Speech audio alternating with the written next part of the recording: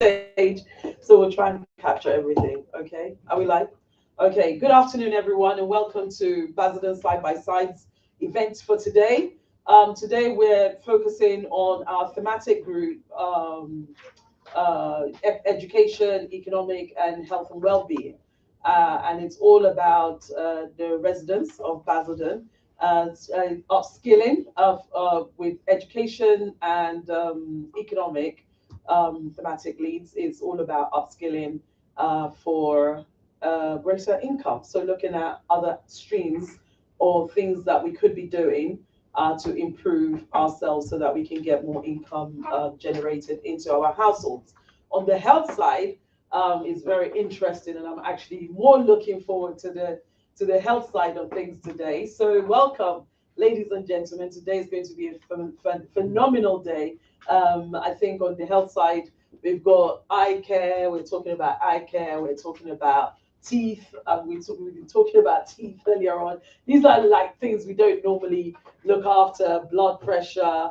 I think, Dr. A, you talking about women health, and all sorts of things. So there's quite a lot to learn today. Just for the purpose of everybody in the room, we are recorded. We are live on YouTube as I speak, and so most of the things that will be said will be on YouTube. So when you're asking questions, you can remain anonymous because we might not show your face, but be careful that you don't share your name if you don't want it to be known as public. Okay, so welcome today. We're going to move very fast with everything that we're going to do. We have a few talks, some on education, some on health, and then we've got some sessions later on that will be interacting with one another. But it's all about improving the self, ourselves, improving our health, improving our education, and being conscious of what's going on in our economical world and how we can be more careful with income and expenditure. So we'll be looking at things like budgeting, the kind of skill set that are life skills and not skills for the job that you're doing, but transferable skills, so to speak. So after all the talks, we've got some yummy food for everybody to eat. So please make sure you do get some food before you go home. And don't go home without eating. Otherwise, we'll come and haunt you in your house with some food. So it's going to be a wonderful day. We are Basildon side by side. I'm not going to talk about Basildon side by side. Dr. Ukpaka, no, correction, Professor. His Royal Highness, Professor. Upaka will be talking us through Basildon side by side. We do forget these things because over familiarity, I've called him doctor all my life, and then all of a sudden he's graduated to the next level, and we all have to get used to professor. Okay, so Professor will be talking us through who we are as Basildon side by side, what we do, and the nature of how we are there to galvanize members of the community to be more conscious and aware of their health status and circumstances around them that can help improve their lifestyle, and B, to bring people together is another thing that we do. So without me waffling on for too long, and because we're literally running a little bit later than we planned to start, can you help me to give a warm welcome to Professor, His Royal Highness, Chukudi Ukpaka.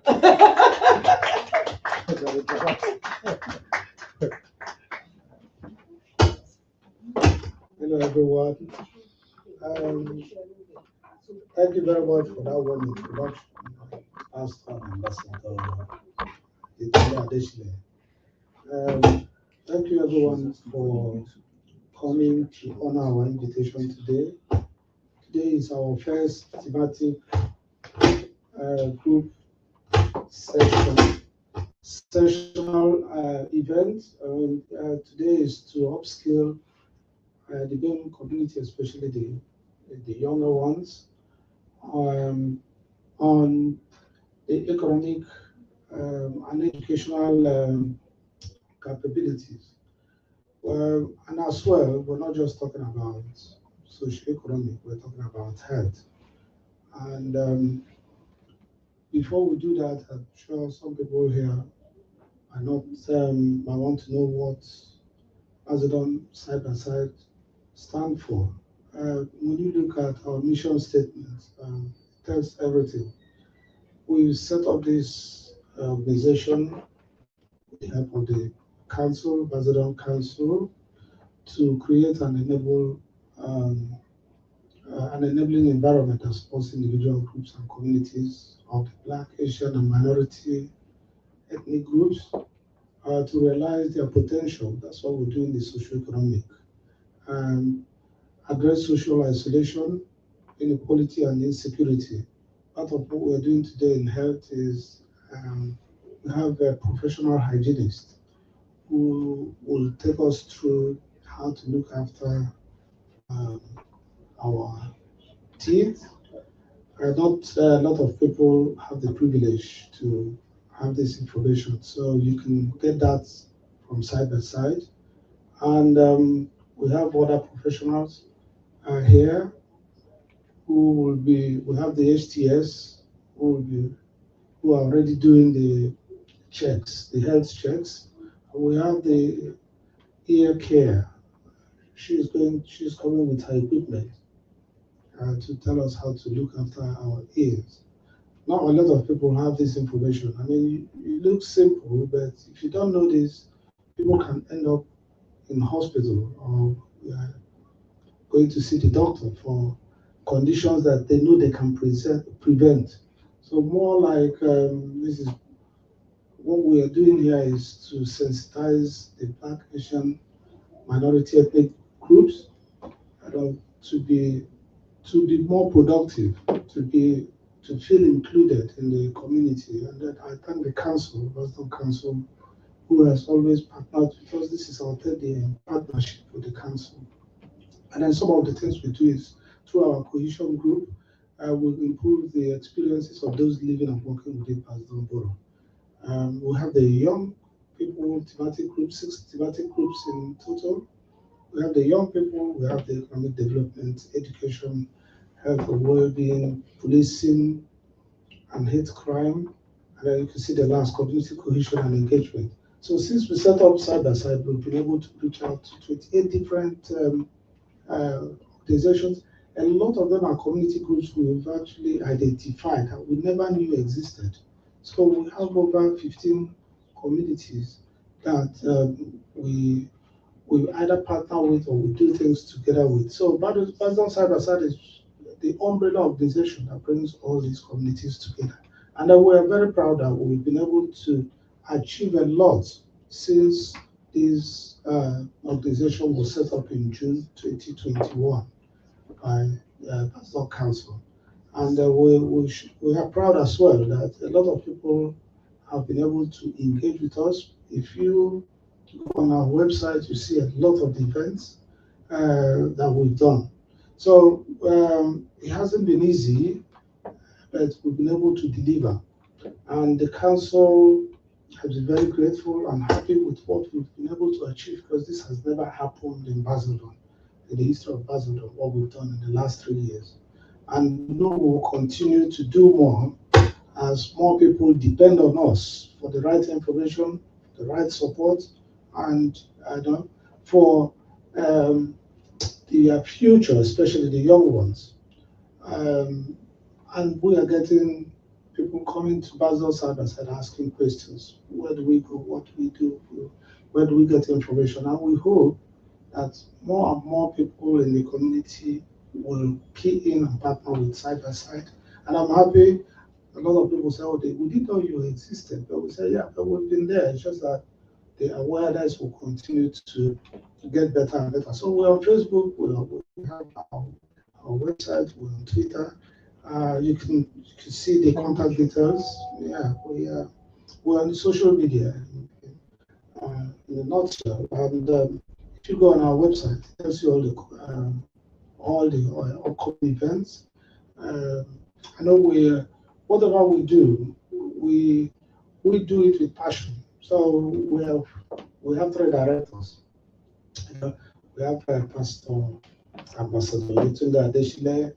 We have Dr. Peter Ray, who's a consultant gynecologist, and she brings out her time uh, to do community work. You have myself, who is a GP. Uh, so we have, so these are the three directors. Pastor today is a project, what will I call you? Project professor. She helps with her project knowledge. I mean, actually, the directors are fantastic. We called Dr. Ray in the middle of the night. Please, can you do a lot of the HCS here? She is the one that brought them. So she commits not just her time and experience, but she commits everything she has. The same thing you can see Dr. Well, used to be our deputy mayor, the previous deputy mayor. But she's unrelenting, in what you do, just to bring the communities together. We don't want crime in President Borough. We want the ethnic minority to feel they belong, and that is what this is all about. And we've been able to support so many people, thousands of people who have passed through what we've done, and they're so happy to have the experience because they live in Basildon. Some people live in Basildon. They wake up in the morning, go to work, come back in the night or in the evening, and then they stay on their own from January to December. They're doing the same thing. And you find out gradually they become isolated. And a lot of people now know other people through what we've done, through our work. We've been able to reach out to the council. The council now know the different communities in Basildon, which they never knew before. Because these communities had no one coming to them. They do their things on their own. And this is people in different pockets. But we've been able to break those barriers and enable communities to do things together. We pioneered the Queen's Platinum Jubilee and then the King's coronation as well. I mean, we did that for the council. And it was a huge success. They've never seen it before. So it's a lot of work. But we don't even get paid for all this. So we do it because of the interest we have in our communities. We want Basildon to be a better community for everyone. It's not just for the ethnic minorities, for everyone. We want people to feel welcome. We want people to reach out to each other, support each other, be friendly. It's not just. I mean, I can tell you, a lot of people who didn't know themselves now know themselves through what we do, through Basildon Society. Can you imagine communities that have been existing here until they never knew each other until we reached out to them. So there was one of the years we did Black History Month, and you see the Chinese, you see the Nepalese, they all dancing to African music, dancing to the Black music. And these are the things we like to see in Basildon. Foster friendship. You have the Ukrainians, you have the Sri Lankans, and the last one was the Bengali community. They just came from London, and they didn't know anyone, but we've been able to integrate them into what we do. So I really thank you, directors. I really thank the thematic leads. We have Mr. Michael, who manages our website and the social media. We have the thematic leaders. The Reverend David will be here soon. He chairs the community cohesion. Policing and hate crime is chaired by Ambassador Pastor Yetunde. Health and well-being coach. Health and well-being is chaired by myself and co-chaired by Professor Ray. I can tell you, Dr. Ray is also a professor. Yeah, so it's not just me. Yeah, yes, an honorary professor. Last 2 years. Yeah, he's an honorary professor in gynecology. I need an upgrade. No, you're already a professor. What do? Anyway, I think what that is that so you can see we don't just, we are a professional group of people. We love our communities, and we have professionals among us. Mr. Mike is an IT wizard. When you go to our website, you see what he's doing there. So, and economic development is led by an insurance consultant. He's on his way. He's going to speak to us. The young people is led by Alina, but it's a different Alina, and Ochisman, who is, unfortunately, he's not feeling well. He would have been here. So we do a lot of things. And Alina, if you have communities, if you have people, please, whatever we're doing events, the next event will be International Women's Day, isn't it? So invite them. Yeah, yeah, we're very inclusive. So we love to see different people and new people. And thank you for coming with your family as well. So that's what we like. Yeah. Okay. Thank you very much. And I think I've summarized the side by side because what we've done in 3 years, we can't finish talking about it in 10 minutes. Yeah. But I'll let somebody have the floor. But thank you very much, and it's a pleasure.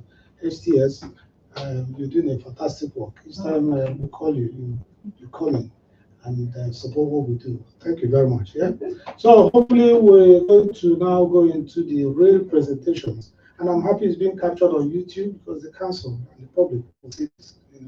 So, all right. So I wish every speaker the best, and then relax and just tell us, share your knowledge. Yeah. We're all ears today. Thank you.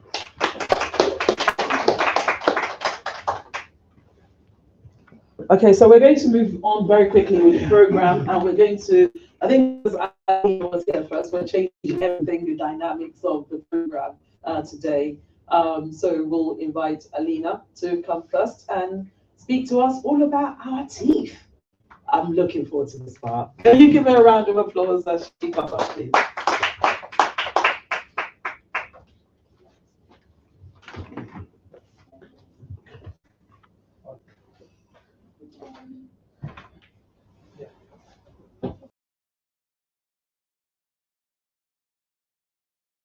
My name is Alina, and I am a dental hygienist. I was invited today to discuss the oral hygiene instructions, as well as some oral hygiene advice. If you just bear with me, I'm trying to get my work together. I won't be long.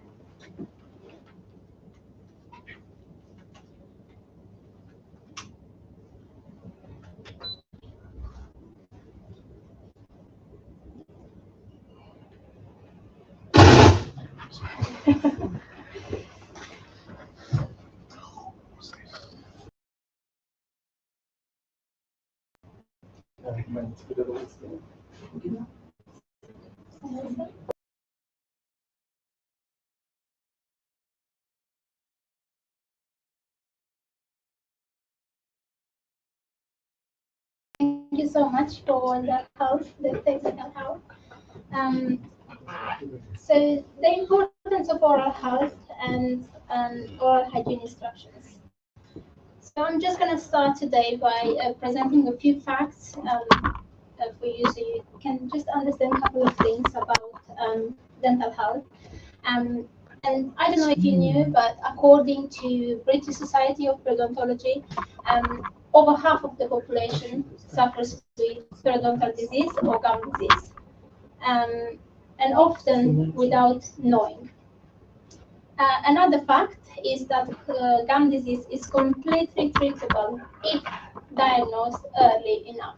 Okay, so that's why it's very important that you go to your dentist and go for a checkup so they can discuss further any problems that you may have or any prevention that they can have for you. And the third one, which I don't think it is discussed enough, is the link between gum disease to a number of health conditions, including diabetes and heart disease. So I don't know if you were aware, but the new research are showing that gum disease and heart disease are linked together. Okay, so why is it important to look after our teeth? First of all, we all know that oral health plays a crucial role in our overall well-being. By maintaining a healthy mouth allows you to just chew your food properly, as simple as that. And who doesn't like food? It also boosts your self-esteem and elevates the quality of your life. So if you are missing a tooth, or if you have staining on your teeth, or if you have a bad breath, you're more likely to be isolated. You're more likely to avoid social interaction. And we all know by avoiding that, we are going on a different path in life. So we are meant to be together, we are meant to socialize. So that's why it's important to look after your teeth so you can look after your mental health as well. And by practicing oral hygiene at home, you can prevent common diseases such as cavities or hole in your tooth, if you like, gum disease, and as I said, bad breath. And you can avoid problems like losing teeth, which again will save you money, will save you from having antibiotics, from having an extraction, and money. You know, you are going to pay for the extraction, you're going to pay for taking that day off. And lastly, for children, you know, children will, especially if they cannot tolerate the treatment in the chair, they are more likely to be sent to the hospital to have their treatment done under sedation or under general anesthesia, which can have a huge impact on a young person because one, you are taking them from school, which again can have an impact on their education. So that's why it's important to prevent things rather than treat things.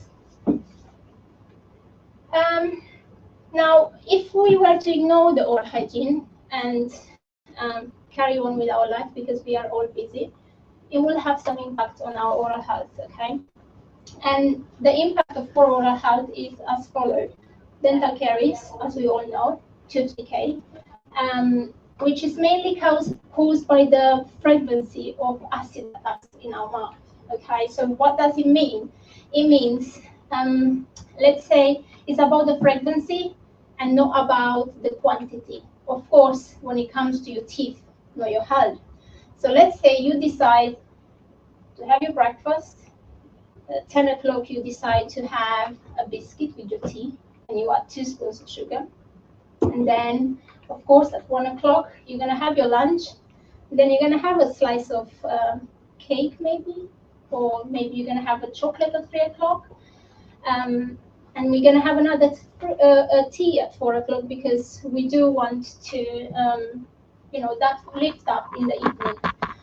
And then you're going to have your dinner, and then you're going to have another snack. So you can see the amount of times I have mentioned when you're going to have chocolate and tea and cake and food. So it's better if you were to have a snack when it comes to your teeth to have it with your meal, okay? Because anyway, you are having an acid attack. So try to, rather than spread this, try to have it with your meal at lunchtime. You are allowed to have some chocolate, okay? We're not trying to take everything from you. We are trying to say, have it in moderation and have it with your meal, okay? Then another impact that you could have on your oral health, if you're not looking after your teeth, is of course gum disease.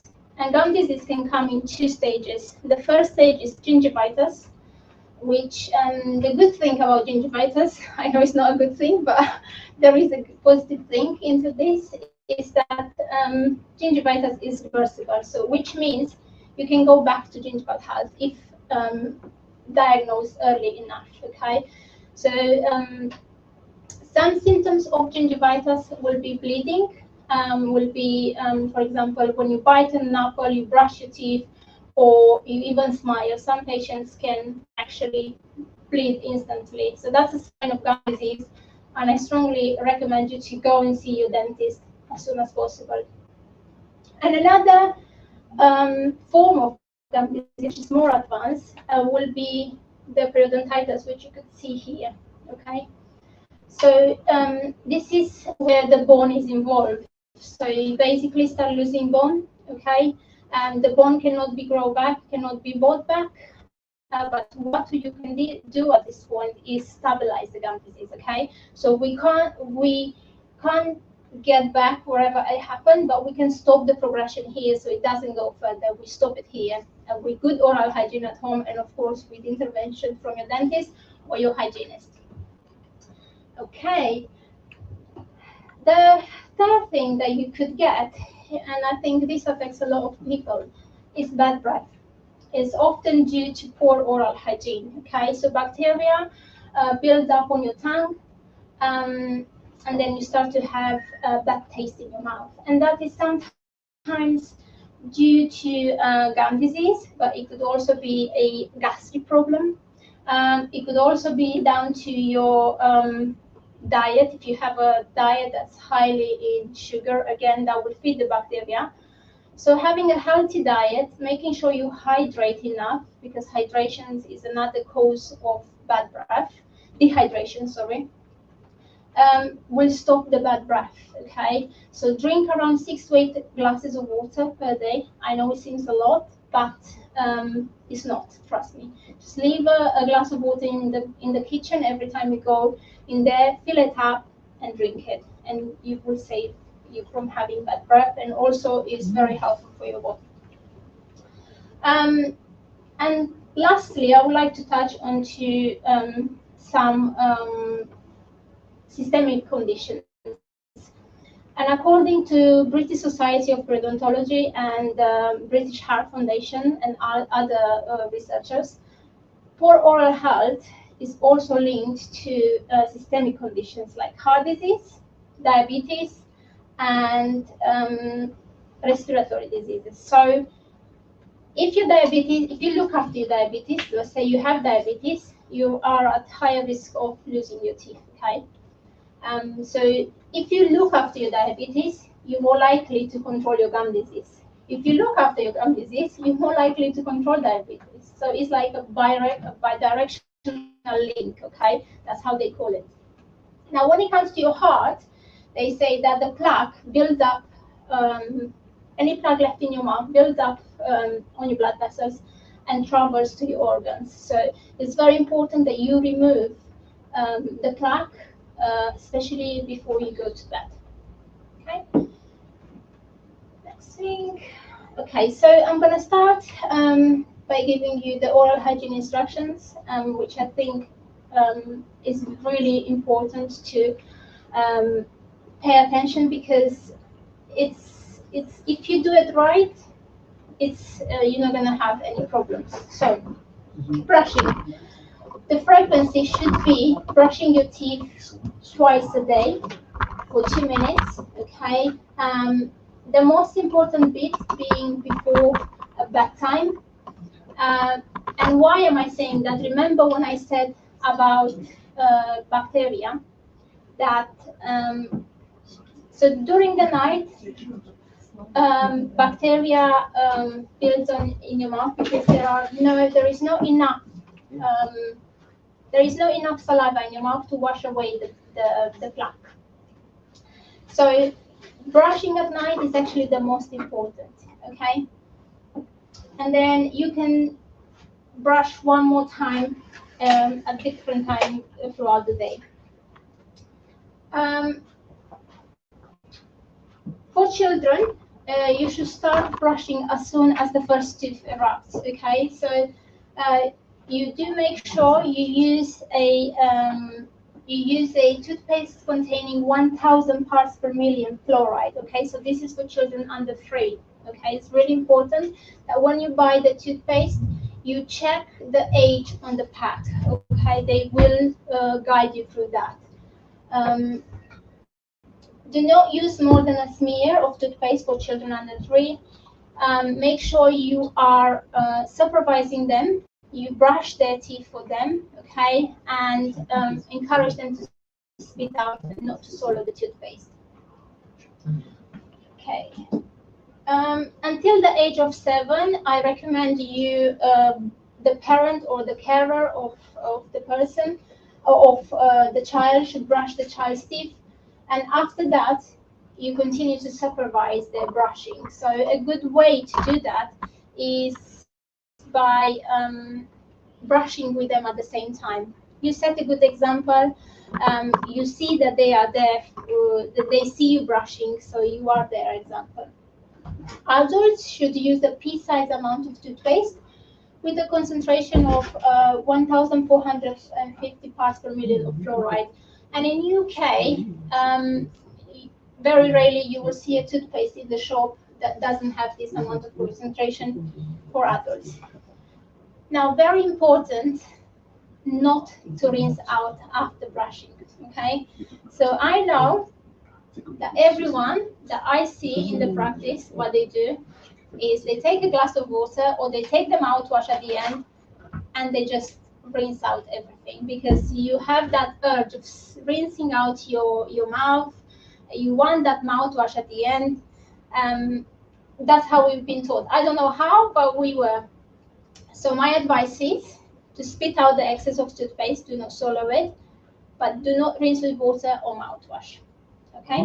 Just spit out, leave the toothpaste in there. It's very similar to sun protection. If you put sun protection on and you rinse your face, there is no more protection. Okay? So the same with this. If you are rinsing out, you're diluting the toothpaste, you're rinsing the protection and all the good benefits from the toothpaste. Now the technique. I'm just going to grab my toothbrush and my model just to show everyone, especially at home, because I think it's important that everyone knows how to brush effectively at home, and only by demonstrating with the toothbrush.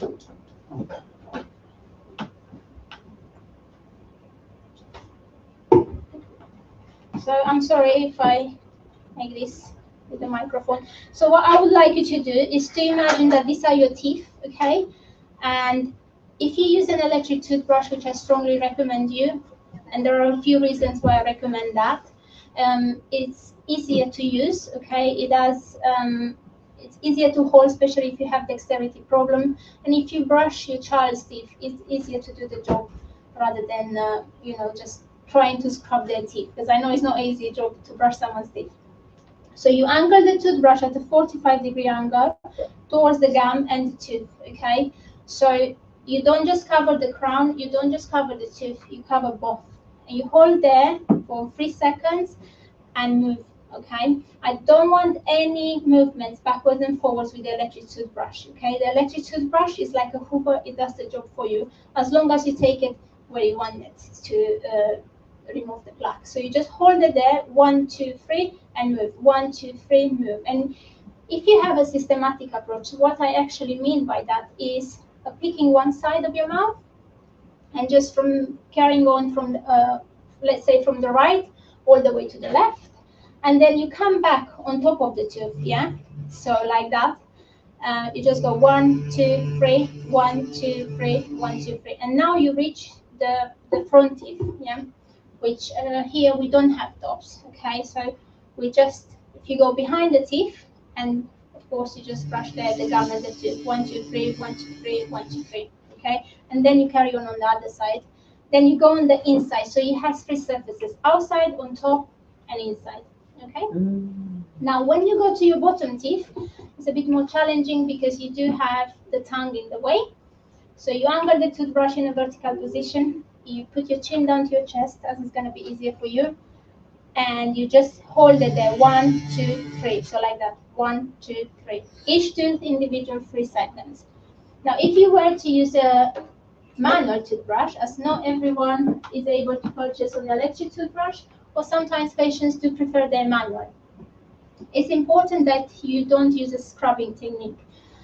Is a very common problem that I have with the patients. They come and they end up with tooth wear. You're removing the first layer of your tooth, the enamel, okay?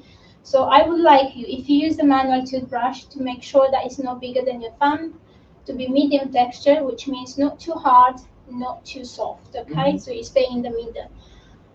So you position again the toothbrush 45-degree angle, and you just do small circular motions. Remember, the electric toothbrush goes round and round. Here, you just go like that with the surface. 1, 2, 3. Never do this, okay? You're going to end up with tooth wear, okay?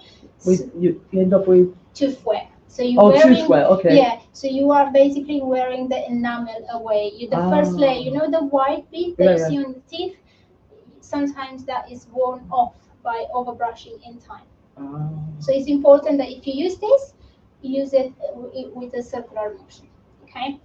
Now, we are, and remember to spend at least 2 minutes every time you brush your teeth. Actually, before I move on to the next bit about the toothbrush care, make sure you replace the toothbrush every 3 months, or when you see that the bristles are changing the color. Just because we can't use any longer, it won't do the job. interdental cleaning. We all know that we have to brush our teeth, and we may know about flossing. And flossing, yes, you can use floss, but the new research shows that using interdental brushes is more effective than using floss. And if you can't put the brushes, then you are fine to use the floss. It's better something than nothing. So with the brushes, they should be used once a day, okay? As the toothbrush unfortunately doesn't reach in between. So you have to go manually with the brushes and just clean in between each teeth. And you can see they come in different colors, which indicates different size. And some gaps in between your teeth may have, you may fit a pink, or you may fit a purple, or you may fit a yellow, depending on the gap. So that's why it's important to go and see your dentist or your hygienist. They will be able to advise you on the correct size. But what you need to remember, it has to be snug fit. Okay, so when you put them through, if they loose, move up a size. Mouthwash. I have a lot of patients that they ask me, do I have to use a mouthwash? Which mouthwash do you recommend it? I don't usually recommend mouthwash unless it's just in specific cases. And if you have to use a mouthwash, feel free to use it. But remember two things. It has to be alcohol-free, okay? There are a lot of mouthwashes that unfortunately there is still alcohol in it. And I don't see the point. Why would you put alcohol on your soft tissues if it's not necessary? So you can easily get a mouthwash that doesn't contain alcohol, especially for children. Why would you give a child, alcohol if they don't need it? And they can't have it, actually. And make sure, as I said, if you were to use a mouthwash, it's different time than brushing. So before brushing, you can use it, or lunchtime, but never straight after. It will remove all the protection. And although the mouthwash contains fluoride, it comes in a low concentration than the toothpaste, okay? So that's why we say use it at a different time than brushing. Okay. Diet and lifestyle. Balanced diet, maintaining a balanced diet rich in fruits and vegetables, and limit your sugar intake is ideal. But I know that not everyone can do that. Sometimes it's expensive to follow a balanced diet, and sometimes you may not have the knowledge to do that. So it's very important to remember that it's not about the quantity when it comes to your teeth, nor your health, but the frequency of acid attacks. Okay, so how often do you have sugar? Okay, if you have sugar 10 times throughout the day, you're more likely to develop decays. Okay, so you can have no more than 4 to 5 acid attacks per day. So you can switch easily to healthy snacks. You know, celery is quite cheap. I know it doesn't taste nice, but you have to try it and give it a go. Try alternatives. You're gonna be surprised what you're gonna like. Carrots, I know it sounds boring again, but they protect your eyes. They can help with your eyes. They can clean your teeth. Celery as well. Apples, bananas, and you're going to be surprised if you wait for your child home when they come from school with a cut up apple or banana. You will see that they're going to eat it. It's what you put for them. We are the source. We are going to the shops. We are buying. We are the suppliers. They don't have. Of course, they will ask, but if you don't buy it, it's not there for them. And what I have seen here in UK, we are very lucky because you have, or very easy to stay healthy, is you have the traffic lights on the products. So if you go and buy yogurt, you will see that it comes in green, which means it's quite healthy, or it comes in red, or it comes in orange. Red is quite high in sugar, so you can actually identify it very quickly if it's a good product for your child or for yourself, or you can just have it as a treat. And I'm going to touch on a very sensitive subject, and I know it's very easy for me to say this, okay, to avoid smoking or tobacco use, okay. I'm not a smoker, I never smoked, and it's easy for me to say stop smoking, but it may not be easy for that person that has a lot of stress at home, who is the main carer, or who is struggling with mental health. Is their own thing what they do. What I am saying is think about it. if you want to give up smoking, go and see your GP or your pharmacist. They will be able to give you a little bit more support. Remember, you are more likely to give up smoking with help from your doctors and your GP and your pharmacist, because smoking, is a major risk factor for tooth loss and oral cancer. Okay, and because we are here, if you notice something that is not right in your mouth, is some changes. If you are a smoker, if you have high intake of alcohol, even if you're not, go and, if you can't get an appointment with your dentist or with your hygienist or any other dental care professional, go and see your GP. They may be able to send a referral for you. If something is detected early, you have more chances. Okay, and this is the Eat Well plate. And lastly, the regular dental visits. Regular dental checkups, are essential. Okay, sometimes we think, I don't have a problem, I don't need to go, but they are actually there. If you go in time, you may be able to prevent from having a tooth out. You may be able to save that tooth. You may be able to save those money, that you're going to pay for extraction, then you're going to pay for antibiotics, then you're going to pay for the pain and days off from work. So if you're going in time, preventing this, it will help you massively. Special considerations. Certain populations are at higher risk of developing decays, or they struggle with their oral hygiene. So I should start with elderly people. All the adults may face challenges such as dry mouth from their medications. So if they have a lot of medications, they will have some side effects from it, and one of them can be dry mouth. And remember, when saliva is not there, bacteria is more powerful. So if you have a medication that gives you dry mouth, do speak with your GP.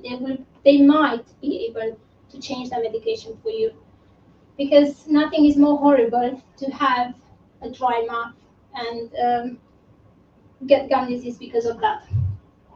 So I've just got one. There's a lady online. She's asked a question.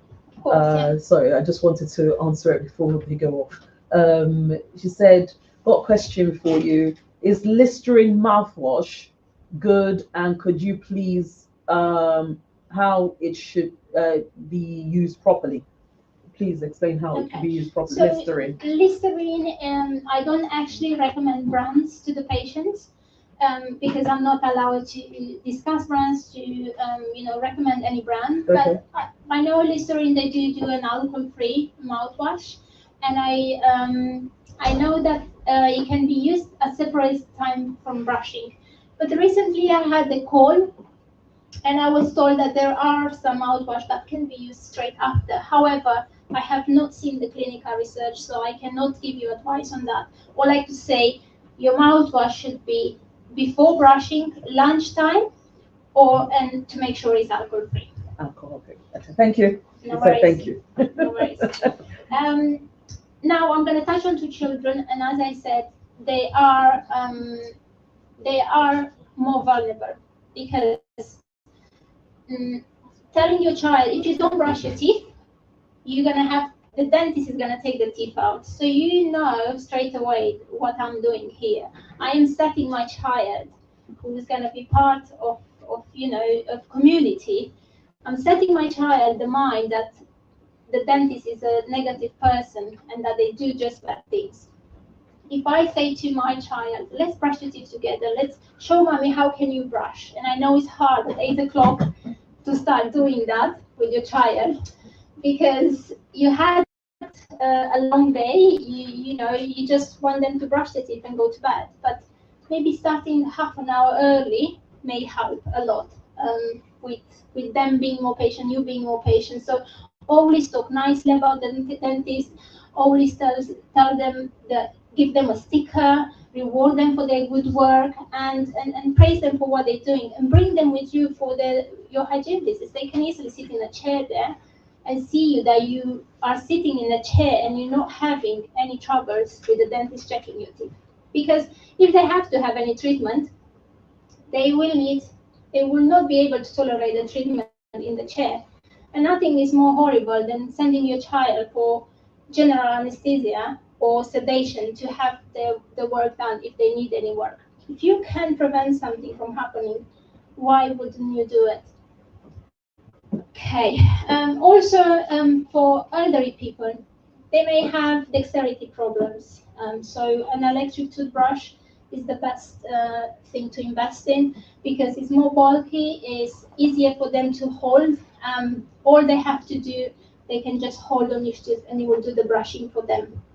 And they can even sit on their chair, on their sofa to do the brushing. Just help them to go to the bathroom and just spit out. As I said, no rinsing. If they're wearing a denture, again, it's very, very important that they remove the denture at night. They don't sleep with the denture because the denture is a plaque retentive factor, and we want it out during the night. We want the mouth to get a break from the denture, keeping it moist during the night in a glass of water, making sure that before you put the denture in, you are cleaning it with a different toothbrush from what you're using for your teeth. Okay, and I should say that I would like to end this presentation today to say that looking after your teeth is a long commitment and it's the best investment that you can do, to invest in your oral health because the mouth is a window to our health. So if you look after your teeth, you're more likely to, less likely to experience any gastric problems, to experience any shame, any social anxiety with your oral health, and you are able to eat your food, and I think that's amazing. What else could you want? Any questions?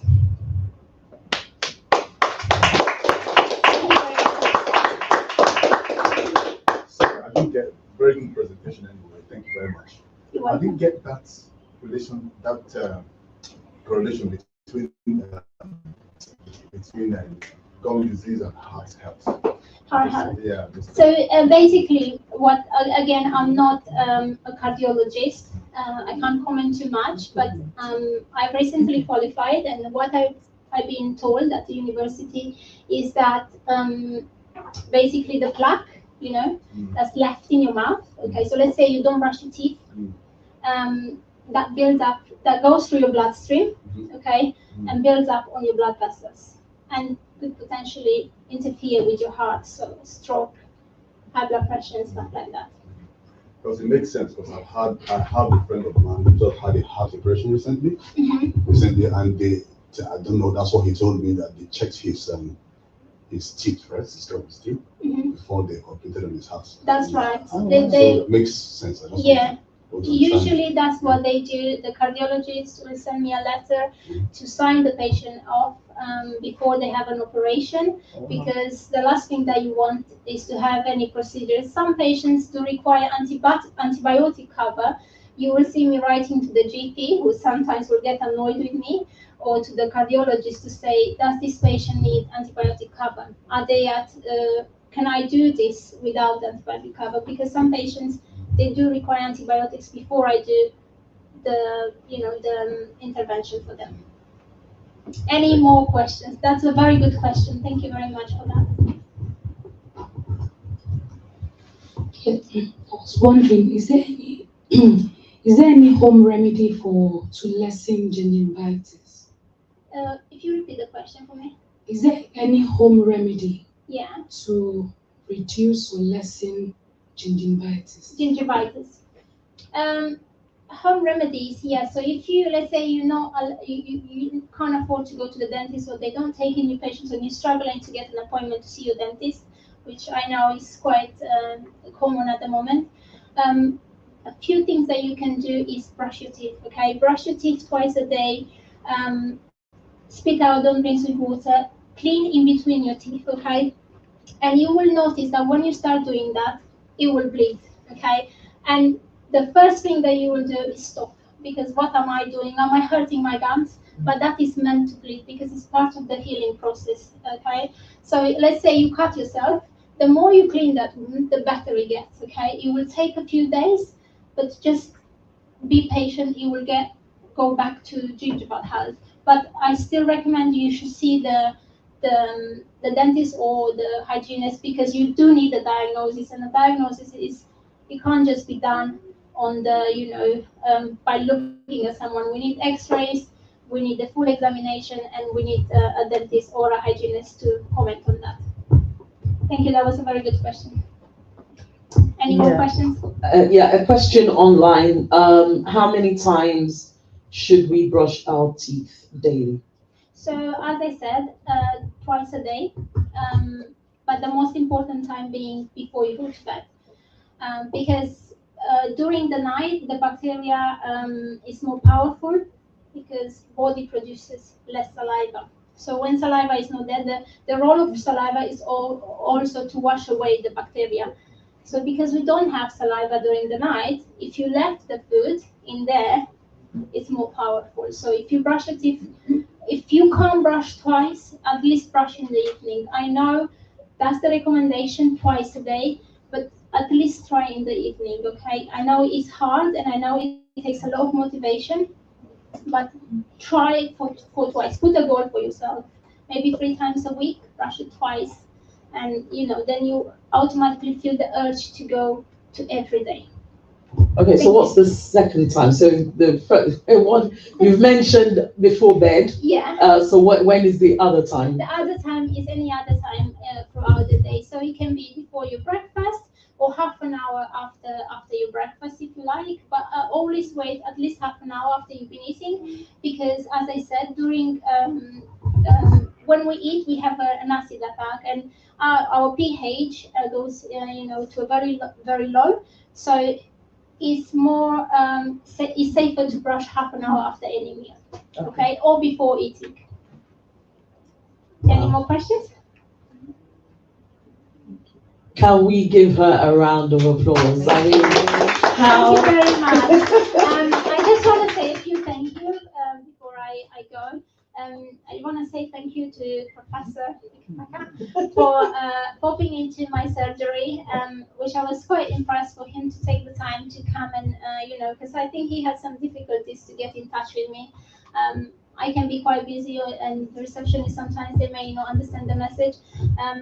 So he actually popped in person to, to invite me in here, and I'm so glad I accepted, because I know this message is so important for the community and for people that, as I said, they may not be able to see a hygienist or a dentist because of funding or because, they cannot be registered at the moment. So I strongly recommend you to try your best to go and see your dentist and your hygienist. It will be the best thing for your oral health. Thank you very much. Any more questions? We can't take any more. We've got other speakers, I'm afraid. But thank you so much. No worries. If you do want to speak to her, please, she's still around. Yes. Have a conversation. And yeah, thank you. Thank you so much. Okay, thank you very much. Okay, now I've got 2 mics. Okay, so I think we're supposed to have a talk on education or economic talk at the moment. Are you guys ready? No, you're not ready. You're not ready. Are you ready to do your presentation? No? Okay, we'll do another health one then. Is he ready? Okay, Dr. Ray, I'm going to call on Dr. Ray.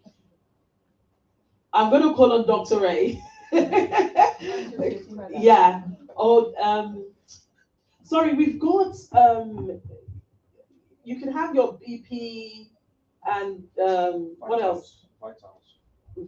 BP and vitals checked, and blood sugar, and temperature, and weight. I'm avoiding that one. Checked outside. We've got a stand, and they're doing a quick health check just to see where you are gauging. So please make sure that you visit the doctors outside. They've got a stand. Check your blood pressure, check your sugar level, check your, what else are we checking? Check your weight, and what else are we checking? Yeah. Anything else that you need checked, that can be checked today, is available outside. So please make sure that you can go and visit. Of course, if you're joining online, that's a disadvantage. You can't have it checked. So you need to be here physically.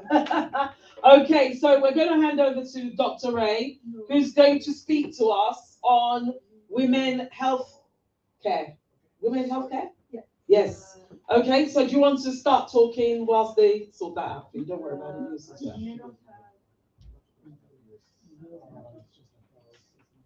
Do you want to That's fine. say? Okay. Uh, Or I Takes a can, minute. yeah, no, that's fine. Or I can airdrop my presentation into your mobile or something like that. Mr. Felix, Oh, do yeah, you want, do you want yeah. to come up and say something whilst they I sort think that you out? will. There, and then we will- Oh, Oh, what are you doing? Okay, whilst you do. Do you need some time? yeah, sure. Come on, Mr. Felix. Economics is all about making money. You're all welcome. Thank you. Hello, everyone. My name is Felix Achane, and I lead the Economic Thematic Group for Basildon Side to Side. I think of my role in two dimensions. One is about policy influencing, working with the local government to influence future policies, and also bringing the benefits of government to our people. You run a business, and you know about the opportunities the government had in the local area to support your business and make you thrive. Do you know we had a digital accelerator program last year and 2 years ago for people who want to form new businesses or expand existing businesses? These are the type of things we try to make our community members know of. Let them know we have a long list of things we'd like the government to do, but the things they actually doing already, we don't know them. Our people are missing. They don't know of all these wonderful things the government do. So we try to let our members know of the opportunities there are for them to tap into it. On the other hand, policy influencing. When they're trying to make decisions, we stand in the gap for the community, especially ethnic minority people, bringing our case before them. For example, at the moment, there's a UK SPV fund, and we're standing in that gap for the community members, letting them know these are the things we'd like to do. These are things we'd like the government money spent on. So those are the two aspects my role involves, and that's what we try to deliver for our people. Thank you. Any questions? I'm around. Yeah. Thank you.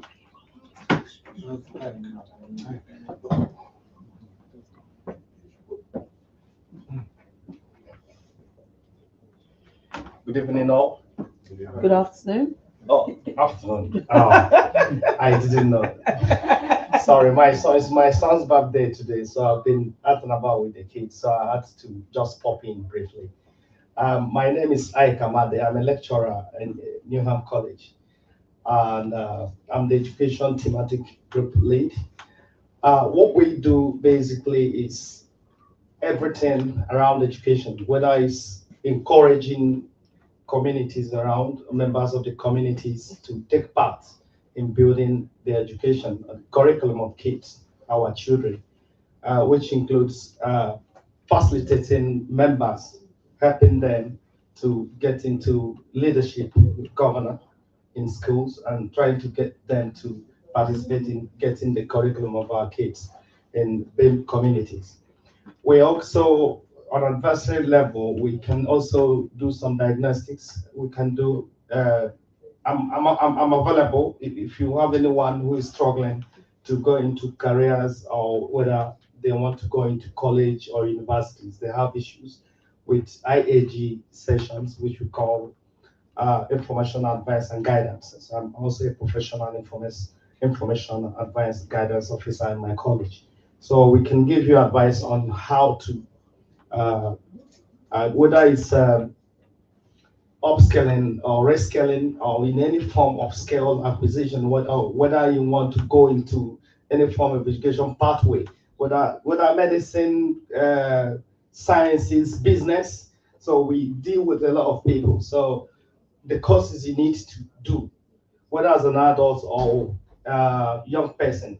So I deal with 19 plus, but we also deal with 16. My college across the board, we acquired a new big college now, which is just 16. So we're dealing with range of people. So more experience is coming.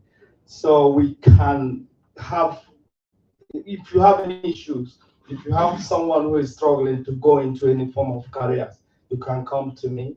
I will be able to put them in a pipeline, especially young people. We have a lot of apprenticeships position as well. Those who want, it mustn't be academic. There's so many options out there, in as much as I'm an advocate of academics, but there are different options, routes for young people to actually get into employment. So jobs and stuff like that, we can also facilitate things through our links in colleges. We can also facilitate issues with not only the courses they do, but also we can help them to go into those courses easily without having issues. Take for instance, if you don't have GCSE, there are other routes to get the prerequisite requirement for different courses. Whether you're doing a higher level course, we can have that discussion because my college, we run foundation degree, we run diplomas, we run courses, we run subject, everything. So we are here to help. If you have any questions or any queries around this, I'm able to support you. Thank you. Thank you.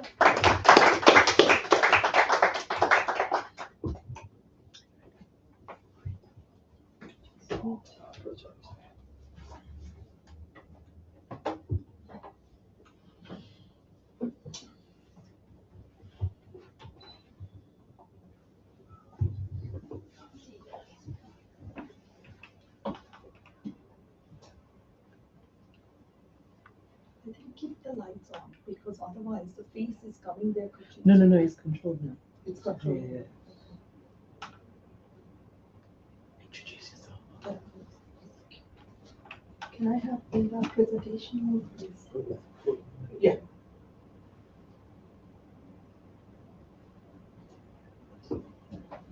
Hello, everyone.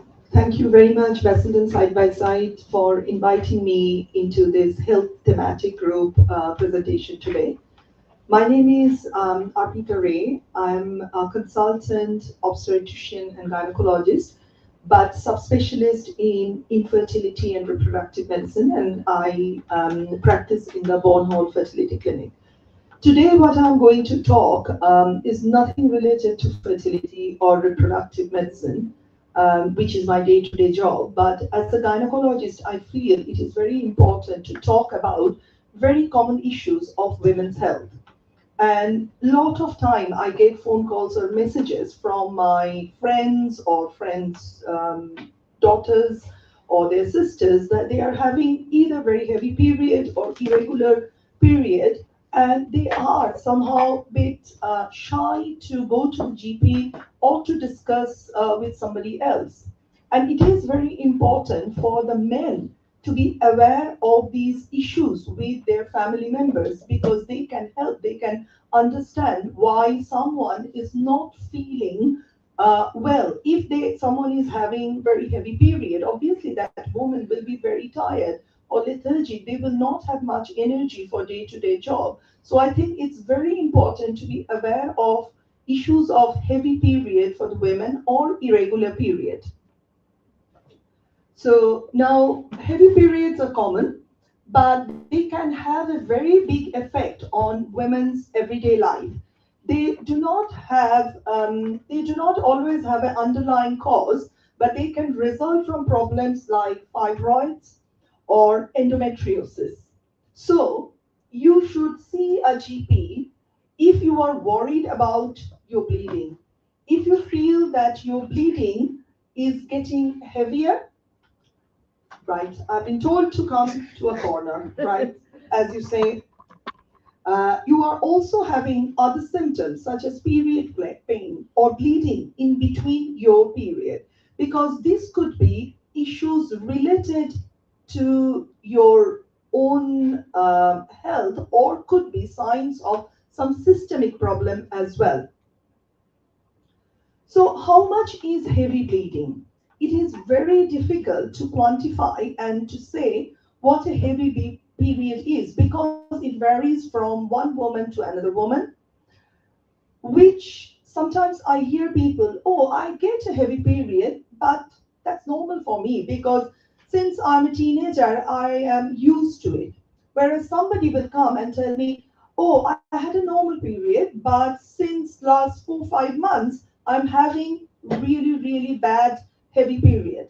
Normally, what we suggest that if your period is affecting your quality of life, because of the amount you are bleeding every month or throughout the month, then it's a heavy period and you must see your GP or seek help. A good indication that your periods are heavy, if you have to change your sanitary products every hour or two, are passing blood clots larger than size of a 10p coin, are bleeding through your cloths or beddings. And these are embarrassing situations, and lot of time the women suffer silently. They don't tell anyone.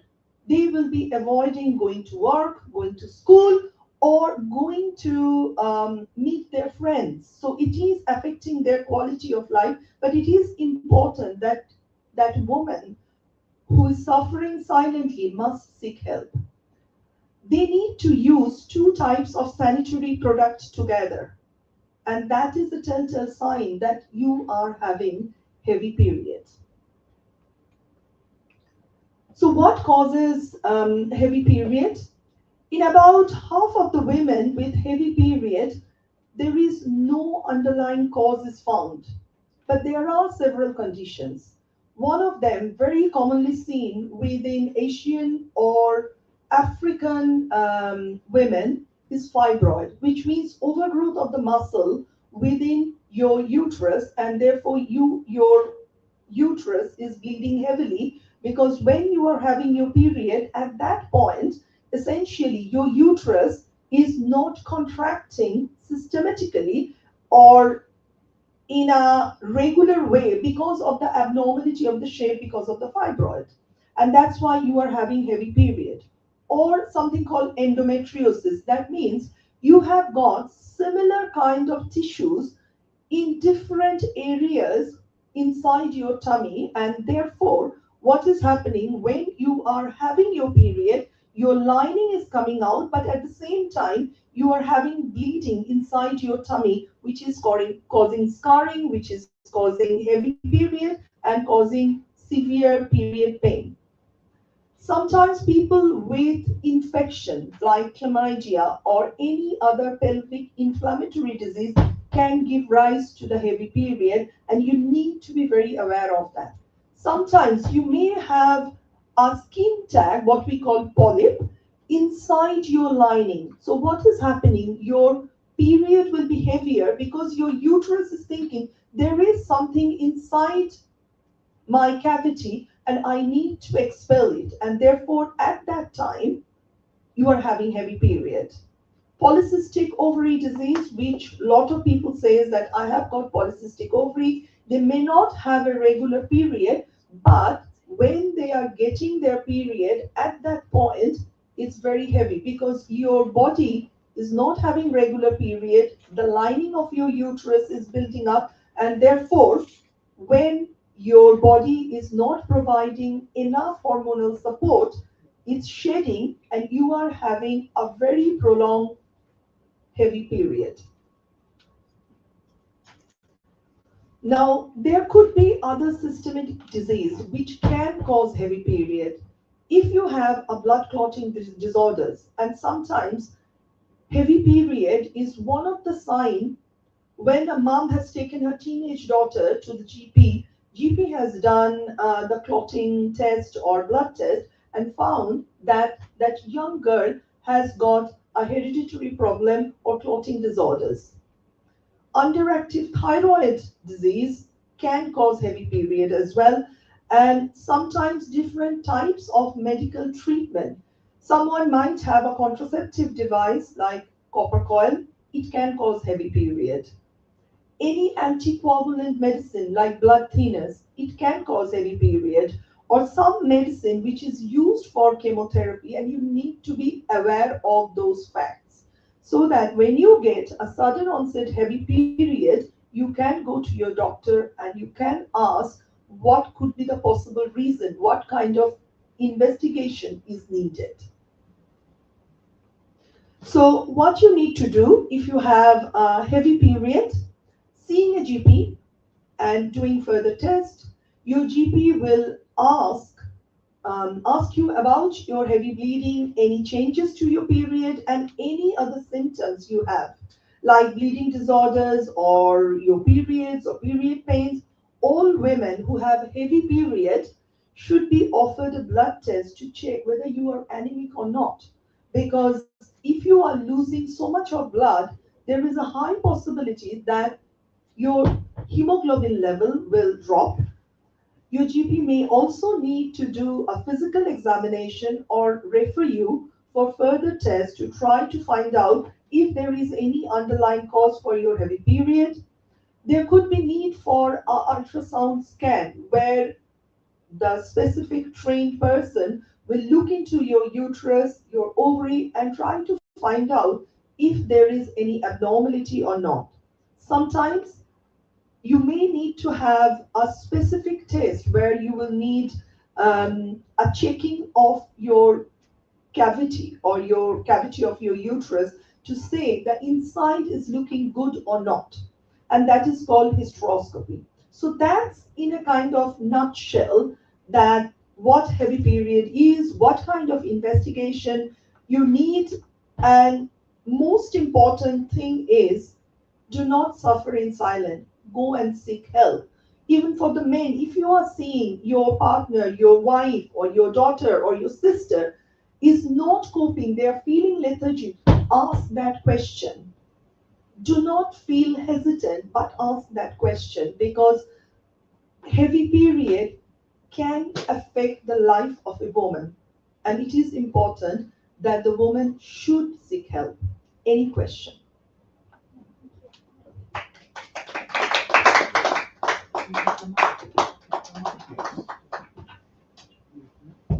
So, Thank you for that. So I have a question. How long should a period usually last for?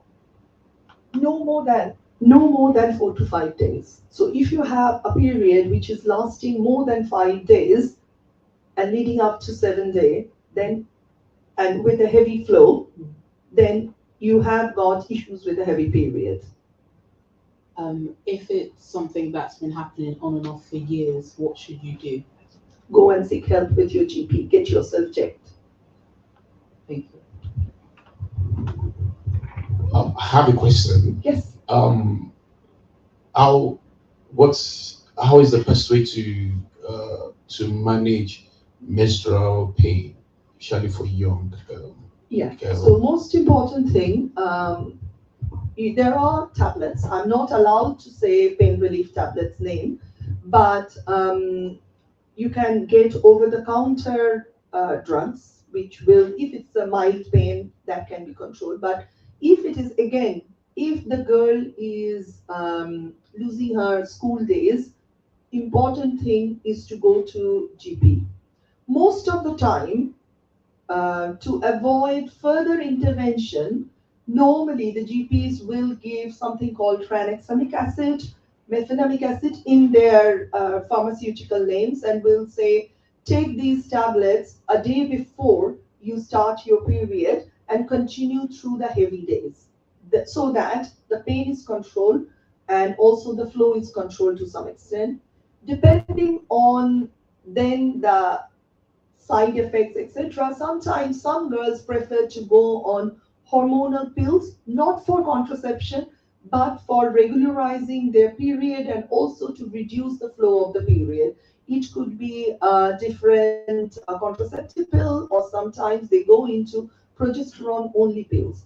But if that young girl is getting quite a lot of side effects, etc., it is important to do the investigation. The first step will be ultrasound scans. Sometimes the young teenagers, they might not prefer to have the internal scan, so that should be mentioned to the GP or when the GP is referring to the gynecologist, so that we can do the tummy scan as well, and that's okay. And then we take it from there. Um, in in addition to the question, to your answer, this pill that affects it is more of hormonal something. Is it actually advisable for young people? Because They can take. yeah, They because can the take. thing is, anything that affects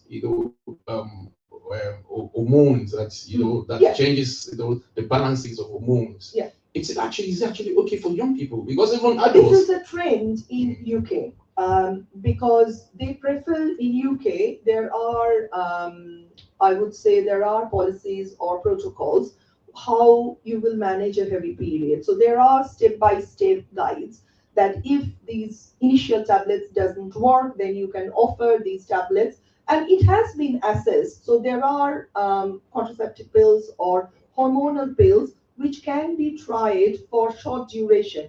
If the girl is not coping or getting side effects, no, they can stop.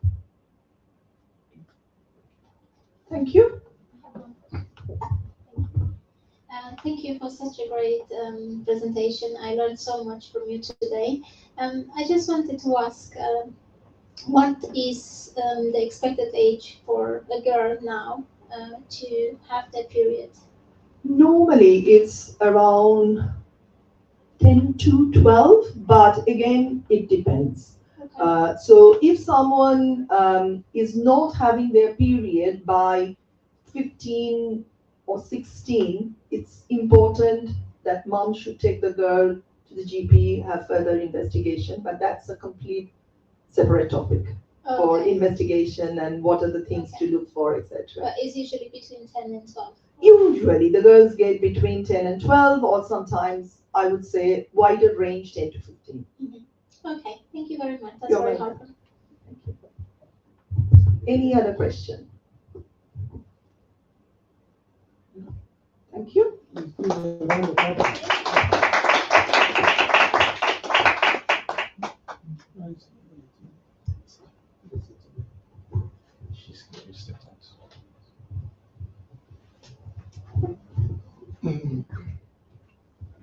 Okay.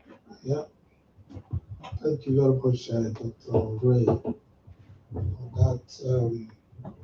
that presentation. We have the next speaker is on her way. She's coming with her gadgets to tell us how to look after our ears. We try to bring professionals that deal with specific parts of the body, the one you don't hear every time. So I'm hoping that she will be here. Can you check if Pastor Tito wants to make a presentation now? She's not. Oh, okay. Yeah. Okay. So in the absence of the two next speakers, so far it's been so far so good. There are so many things we can talk about a GP, so I haven't got any presentation. But yes, I had. Thank you very much for the light. Yes. Yes. But HTS, you HTS? Okay, very good. Can you tell us a little bit about what you do? Don't worry, you don't need to present. Just tell us a little bit about what you do. You can come up, and for you to make out the time, take your time, bring your team members. It's not an easy. We do. Okay, I can call my Yeah. team. Yes, because each time we do events, they come and they do free health checks for us, and so we don't want you to escape unnoticed this time around.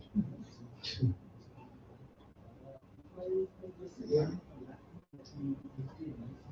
Yeah, if you have any slides to present, if you have, yeah, that's very good. So we can learn about the things we do for the community. We're so happy, you know. with your services. Each time we call you, you come at short notice.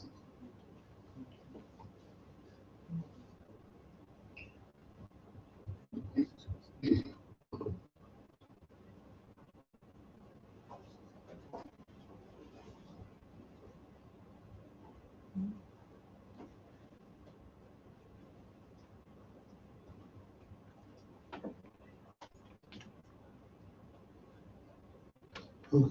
So while we're waiting for HTS, Basildon Side by Side is open to everyone that works or lives in Basildon.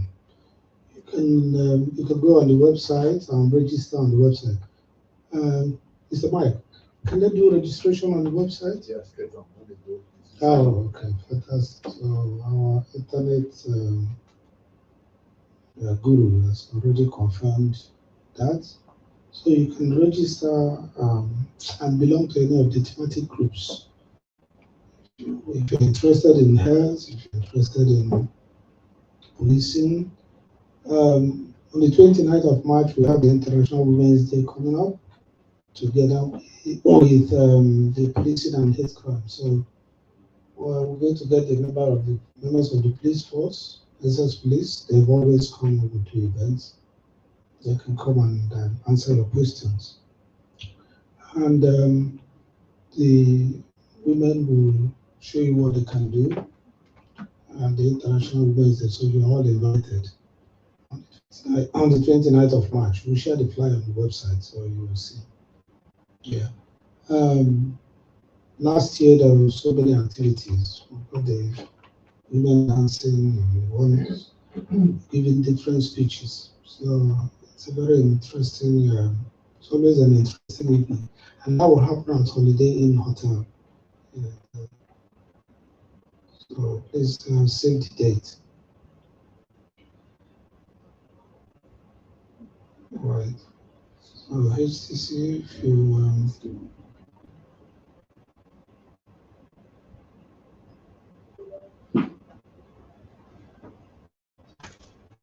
yeah. So you ready? Yeah. Thank you very much. You can stand up in this podium if you want. Thank you. Hello. Thank you, ladies and gentlemen. I'd like to thank Basildon Side by Side, Dr. Upaka and Dr. Orpita as well, and and all of you here. There is a great opportunity for me to be a part of this event, and I'm really, really helpful to Basildon Side by Side. My name is Zafar from Health Tech Services Group. So this is the third time actually me and my team came to this event. So basically, we are doing basic primary health checkup for this event. So we do 6 necessary basic health checks: blood pressure, blood glucose, oxygen saturation, height, weight, BMI as well. So with me today, my teammate Revi is with me. So she is on the leading part on the health booth. So thank you so much. So I would like to introduce about our organization, that how we work. Actually, it is a technology-based healthcare organization called Health Tech Services Group, and our service name is CareSafe. So we are operating our organization with different wings. So first of all, our core service wing is CareSafe Transport. So CareSafe Transport is a specialized mobility transport service for elderly, those who are actually facing trouble to get proper transportation. In especially aged people, are they know the taxi and the hospital transport services are available, but there is another service available, another transport service lots of people don't know about. We are not a taxi. It's neither taxi nor emergency. It is in between. So it is 24/7 service. So why people are using our service, especially our transport service? Because at the peak hour, when all forms of transportation and drivers are on rush, they don't get the they need to attend for their family function, or if anyone needs to go to from one care home to another care home, at that time they really struggle for the transportation side. And that's why we build up our model to provide the fast and secure and hygiene service in terms of transportation for the community. That's why actually Essex County Council, they are using our transport, especially for the renowned care home groups like Ranoots and Sanctuary. They are using our services for transferring their elderly residents from one care home to another care home, from one city to another city. Even if anyone needs to attend go to their GP for doctor appointments or dental appointments, family function, funeral. So they hire our transport. So we have two types of transport service. So one is a wheelchair accessible one, and another one is a stretcher accessible. So wheelchair accessible one is single wheelchair accessible transport. 1 second, I'm just need to. You can see the picture. This one is our stretcher ambulance, and the second picture is coming is the wave, which you can see. So these are our service, and this is nationwide service 24/7. Secondly, we have Care Safe Clinic. Care Safe Clinic is designed for those who are struggle to get the appointments to do their blood test or CT scan, MRI. Usually for the hospital appointments, it takes a bit longer time. So with us, they just call our hotline number, and within 24 hours, they can book the test. So our phlebotomist can go to their homes and collect the samples, and maximum 48 to 72 hours, they can get the report at their doorstep. So all the service are mobile, and they don't need to pay for the phlebotomist, just for the mileage and the the blood test. So the thirdly, also the Care Safe Clinic is have another feature that is called WatchRx.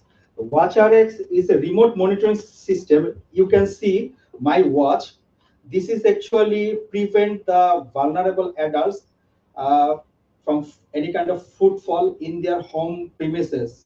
When they are staying their own home, they need to go to their washroom or any household work. Sometimes if the body vital sign goes wrong, so this device can indicate, and at a times it can send the notification for 4 person, like his or her carer, family members, or doctors, so whoever. And this is also the medicine reminder as well. Just so if I go back to the clinic side.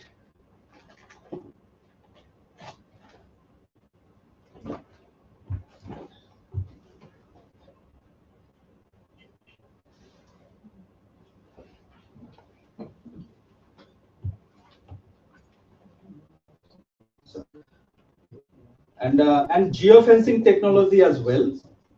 So geofencing technology is a technology. So if anyone's like have learning disabilities, the person don't know that this is his house boundary, he or she should not go to the out of the boundary. If he accidentally go out of the boundary, so the device will send the notification to the same 4 person, and the medicine reminder usually elderly community, elderly, our senior citizens, they need to take medicine over 3 to 4 times, sometimes more than that. So it's usual human like habits that we forget about our medicine time. Even I also forgot my medicine time in the morning. So this device actually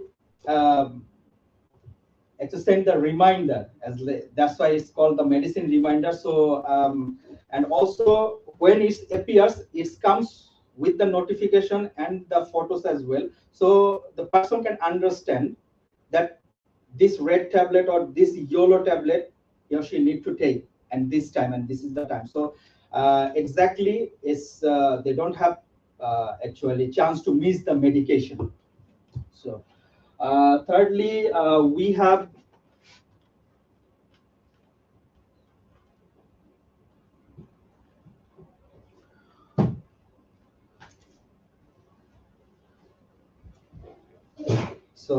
our dome care service.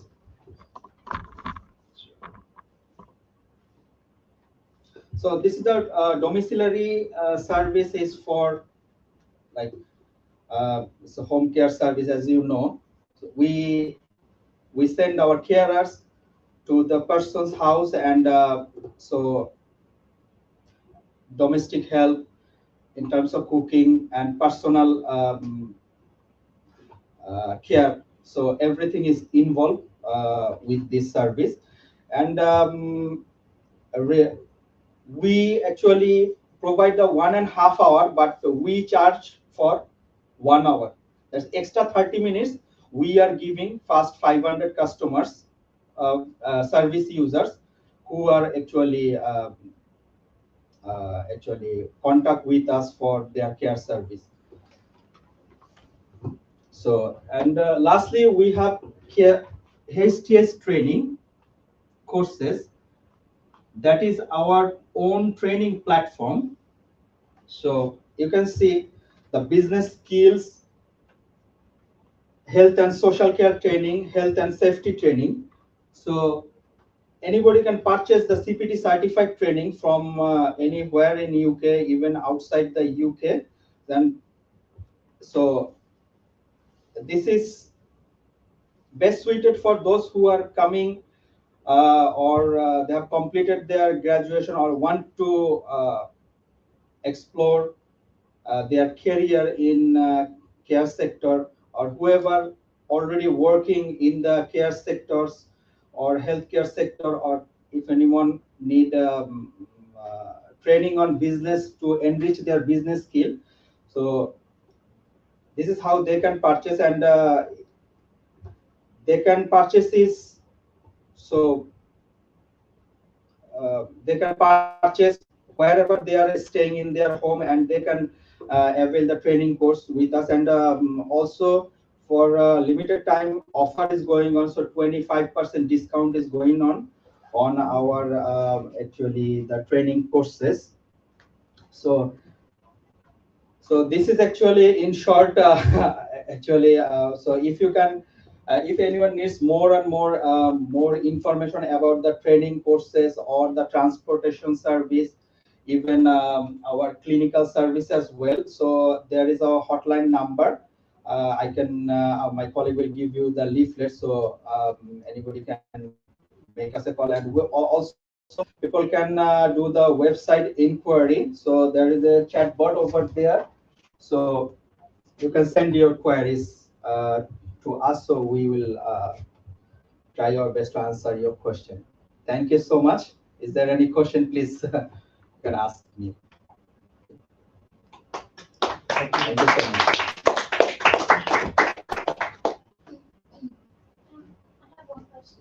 Please.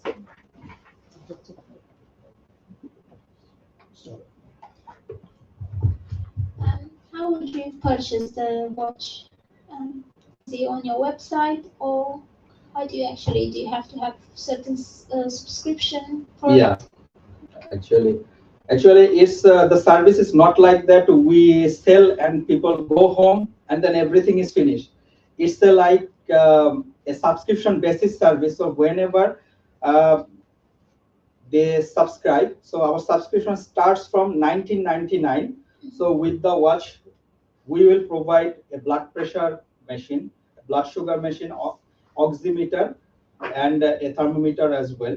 So all the actually equipment will be connected to the watch. So whenever they do their blood pressure check, blood glucose check, with so the data will be automatically stored in their ID. So whoever need to access last like 6 months data, like in terms of their blood pressure or blood sugar, so they can get. So it's not, it's a subscription model. So we have different subscriptions. So starting from 1999 and up to is 500. Okay, thank you. Very Thank you so interesting. much. Thank you. Yeah. Thank you, Jafar. I have a question. You mentioned about domiciliary package. Are these like a long-term contract or a short-term contract? Are you asking about that the service user? Yeah. When they are asking, it depends on, they can book for 1 hour. No, five- I'm just saying if it is like 2 weeks, every day somebody is coming to somebody's house, is that possible? Or is it like you have to have 2 months, 3 months continuous contract of like that? No.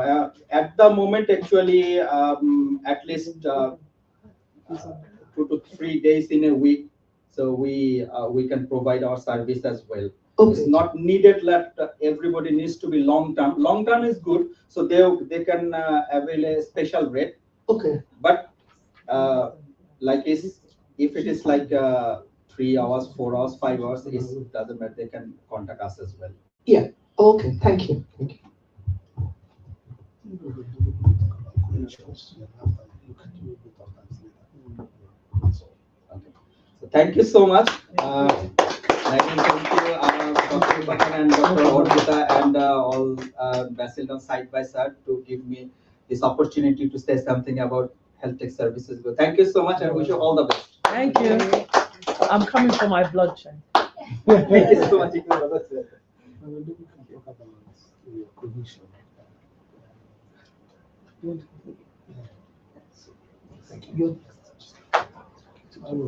Cohesion.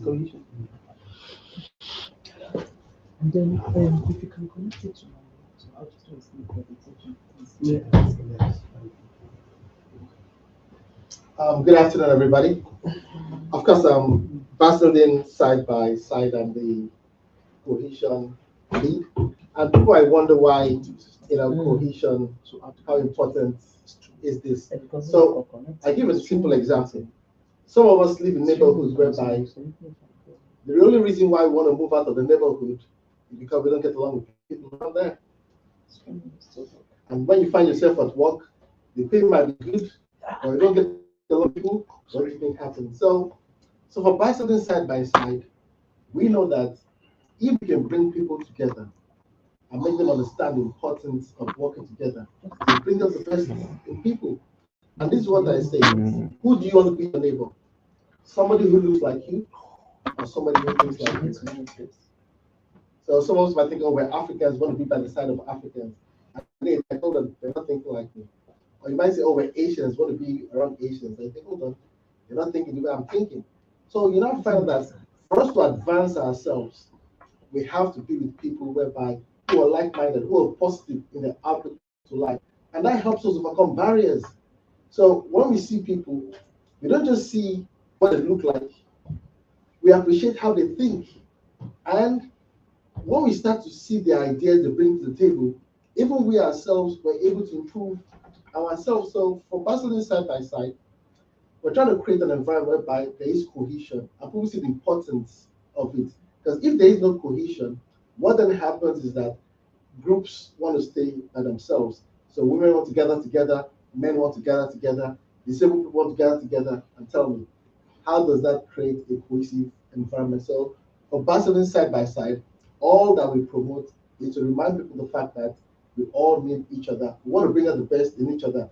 And in bringing out the best in each other, we have to see how we can get along with others. So all I can say is more strength with Basildine side by side. Thank you for your time. Thank you. Yeah, I'm just doing something.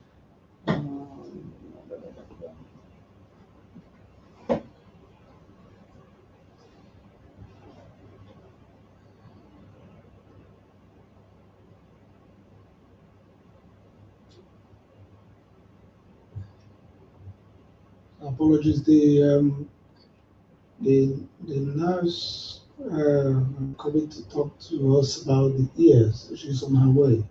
She didn't know when we started. She thought we were going to tell her when we start. So she's driving down. When she comes, in the meantime, we're going to get Tunde to talk to us about how to upskill our tasks, socio-economic or economic.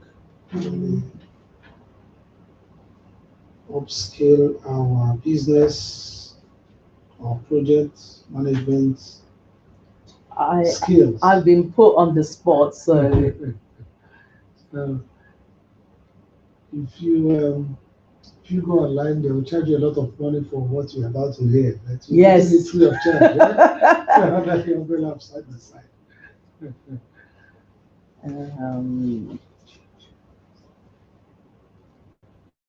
The only thing is, I'm going to need help because I haven't got my. You want to? Yeah, to help me put different slides on. Okay. So ignore the dates. I've been put on the spot. Okay, so part of today was for the economic and educational part of things. We were supposed to do a presentation on upskilling. And because our speaker is not here, I've been put on the spot.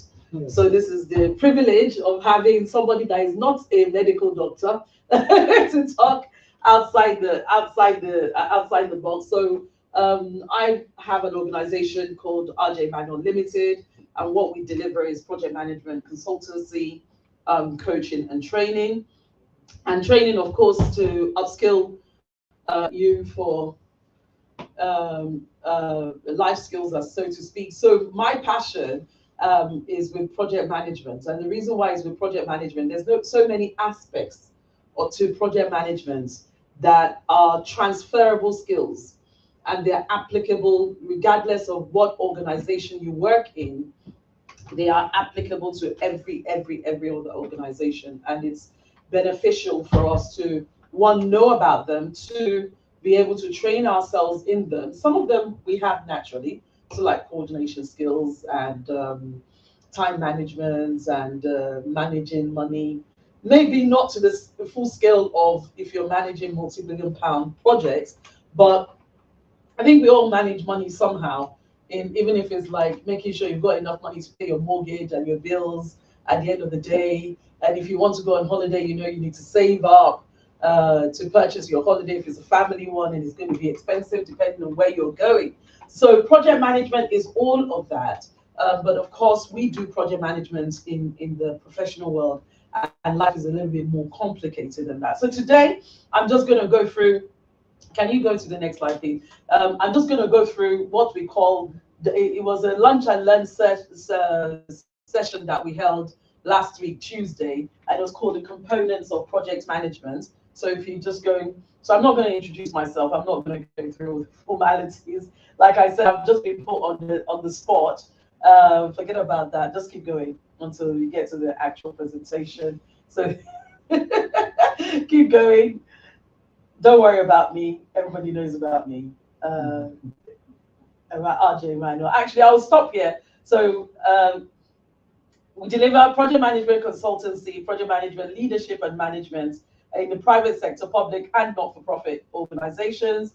We deliver coaching, which is career development, executive coaching, professional development, and teams for teams and individuals. Our training is really centered around project management and leadership, but also components of those as well. So we don't, so you could do like, you could decide that actually I just want to enhance my skills in risk management, for example, risk and issues management, instead of the whole lot of project management, or I want to enhance my skills in cost management or project planning or scheduling and stuff like that. So you can have different units within project management that you want to upskill in, as opposed to doing everything project management. Okay. Some of the companies we've delivered for, and you can see Basildon side by side there. So keep going. Why project management? Okay, so let's just start with this. Why project management? So apart from the fact that I'm extremely passionate about the profession, and I've been doing it for almost 30 years now. I think it'll be 30 years later on this year or next year at some point. But there is a growth in project-based activity in the industry, in the world naturally. So it's gone from 40% in 2019 to 51% in 2024. Why? Because organizations are now starting to recognize the power that project management, its processes and everything about project management, the value it brings to organizations. So everyone now is gearing towards, when they're delivering stuff, they deliver it as a project, or they break down their deliverables into projects because it gives them better value for money. Growth in average project budgets in 2024 was 45% compared to 34% in 2019. 25 million additional project professionals will be needed globally by 2030. That's 5 years from now. Globally, we're going to need an additional 25 million project professionals. Now, this is not, I kid you not, the profession is one of the best professions to be in.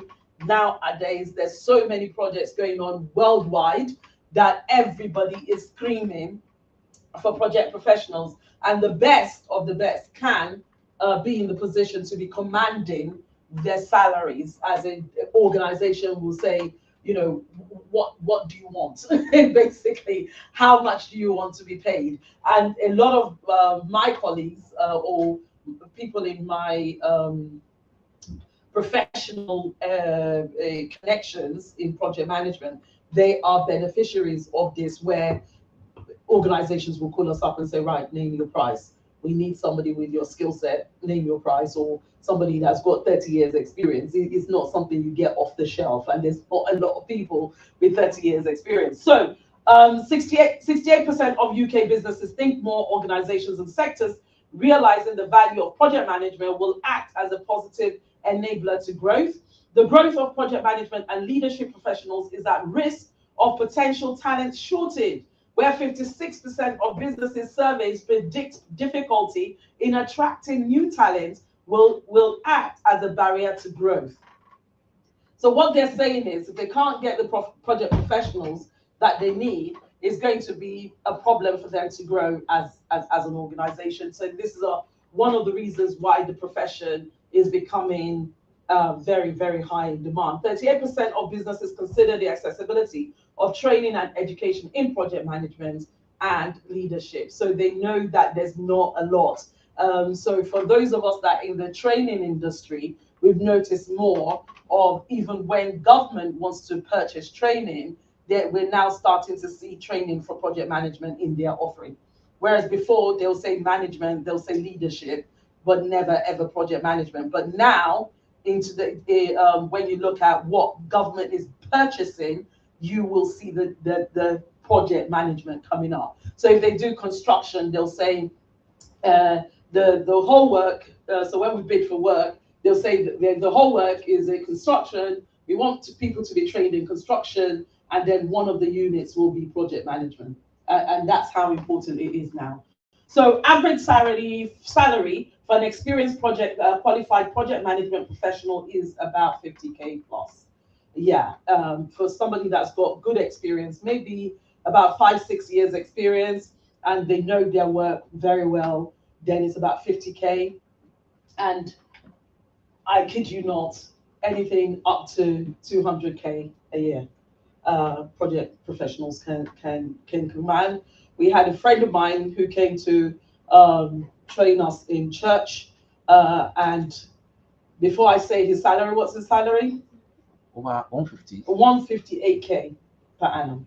And that was what he asked for, not what they gave him. So where he is at the moment, I think when they called him, they offered him a certain amount. He said, forget it, and put the phone down. So they called him back and said, so how much do you want? He told them, we don't think we can afford that, but we'll speak to the client. And he called me and he said, oh, this company has just called me and I've told them that I'm not budging an inch, because he has a job. He's paid very well. So you've got to obviously match what his current client is paying, right? So he put the phone down and he said, do you think it's too much? And I said, no, because that's what you think you are worth. So if what you think you are worth is what you're asking for, it's not too much. He goes, oh, I don't think they'll call me back, but I'm not really bothered anyway because blah, blah, blah. Lo and behold, puts the phone down, they call him back, and the client is willing to pay the money, and he's on 158K per annum. So that's why I am passionate about project management, but I didn't get into project management because of the money. I got into it because of the complexity of it. I like problems. I like problems. I'm always on my toes. So those that know me know that I get very restless when things need to be done. And that's what makes me probably a good project manager, because you start to think, oh my God, I've got this to deliver. Who's going to do this? Who's going to do that? And putting the puzzles together is what makes me me, as so to speak. I totally love the profession for that purpose and for that reason. So components of project management. What are the components of project management? Before I go into that, very quickly, what is project management itself? Project management is the application of processes, methods, skills, knowledge, and experience to achieve specific project objectives according to the project acceptance criteria. Within agreed parameters, project management has a final deliverables that are constrained to a finite timescale and budget. A key factor that distinguishes project management from just management is that it has a final deliverable and a finite time plan, unlike management, which is an ongoing process. So on Tuesday, during the lunch and learn that we did, we had a lady there. She said, I know I'm a project manager because I manage my home. And I said, yeah, fantastic. But this is the difference between managing your home and managing a project. So if you are responsible for waking your children up every single day to go to school every single day at a certain time every single day, that's actually business as usual. That's just management, because it's just something that you have to do all the time. But if you want to look at the lifetime of your children, so they're going to year 1, year 2, year 3, they go to year 6, from year 6, they're in secondary school, that's actually a project, because you've got to manage year 1 to year 6. They've got to have certain grades by year 6 so they can move on to year 7. From year 7, then you might say another chunk, the next phase is from year 7 to year 11, and then another chunk is from year 12 to year 13, and then they go to university. Right, so I said to my children when they were growing up, I said, your Project Rachel, Project James, and Project Emmanuel. And Rachel turned around and said, Mom, that's not nice. Don't call us projects. I said, yes, we're projects, because you cost me money. And the minute you graduate, I don't have to pay for you anymore, because you will have a job, because it was part of the plan. So the deliverables is they've got to know what they want to be educated in, have the education that they need in order for them to get employment. And once they get employment, job done, project over. I don't have to. Sometimes I still step in to help out, but I don't have to do anything anymore, because they are adults, they are graduates, and they are working. Job done. Project number 1 done. Project number 2 done. Project 3 is now in its final stages. Okay, that means Emmanuel's about to go to university. So, because they cost you money, right? And every stage is a project phase. Okay, so that's just literally explaining it. But waking them up every morning to go to school, come back home, eat dinner, do homework, go to bed, wake up, that's mundane stuff. That's management. But the project is from this time because they have dates and ages that they must progress through the education system. Okay, next slide, please. Okay, so what are we really managing in project management? We're managing the triangle of balance. And what is this triangle of balance? So every time you have a cost, you have a specific deliverables, you'll have a budget assigned to it, so there's a cost to it. You'll have the time that you've got to deliver it. You'll have the scope. What is it that you are actually delivering? So when you are delivering X, Y, Z, that's your scope. With the delivery of X, Y, Z, you will have money associated with it. With the money you've got associated with it, most of the time, if it is a project, they will tell you that we want it to start in February and we want it to end by then. So you know the window that you've got to deliver in. And then, of course, you've got the heartbeat of it is the quality output of the project. So it's, say, for example, they want to build London Bridge. So London Bridge was a project at one time. It's now business as usual. People cross on it. They'll maintain it every day, every year, every 6 months, I don't know, but they'll have a maintenance register. But at the time they were building it, it was a project. So what would have been the scope that would make it quality? So they would have built a bridge that would need to be able to be to last for many, many years. So the materials that they use will have to be strong materials because it's not a bridge that they want to fall apart in 5 minutes. It's not a bridge. It's not a temporary bridge. When they're building temporary bridges, so when they have events, they might put a temporary bridge on or a temporary stage on because it's there for just the day or just the week or just the year. That's what determines the quality. If it's a permanent structure, the quality of it is going to be different than a temporary structure. So I hope that makes sense. I'm trying to rush this as soon as possible because our next speaker is now here. So components of project management, what are they? These are the components of project management. And it's very, very important. And this is what you are managing in totality as a project management professional. Now, when I say that, so as a project manager or program manager or director or whatever, you have to be able to manage all of this or manage the people that deliver all of this. As somebody that might be new to the profession, we might ask you to say, okay, I'm employing you to just manage the cost, the element. So help me manage the cost for the project. And all they know is, okay, they're delivering this, they've put the budget together, they're just making sure day in, day out, you're not overspending and you remain within cost and you're reporting. And everything that they do is to do with the money aspects of the project. But they still must understand all of this. So all of this is a project will start with an idea. If you've got an idea, then you start to explore the idea. Is it a good idea? What do I need to make this project happen? Then you start to, so when you're exploring the idea, it's called a visibility study. And then when you do your visibility study, as you've done that, when you complete it, you come out with a scoping document. Scoping document will detail out exactly what you want. And then you start to plan it. And you look at the project life cycle, which I'm not going to talk about now, but like I was saying, it goes through phases. So the project life cycle for my kids was year 1 to year 6, primary school, year 7 to year 11, secondary school, year 12 to 13, senior school, and then university, and then graduation, and then you got a job, project complete. Normally that project is about what, 21 years, 22 years project. It's a long project, and it costs a lot of money. So don't try and look at the budget of raising kids. You can never have one, you'll change your mind. Don't plan that in advance, just do it as you go along.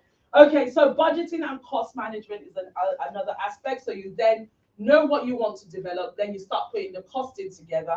How much is it going to cost me to deliver this thing? And then as you start to deliver, you'll have to manage your budget, because if you don't manage it, you don't look after your money on a weekly basis, on a monthly basis, there's a possibility that you will overrun one, or you might underspend.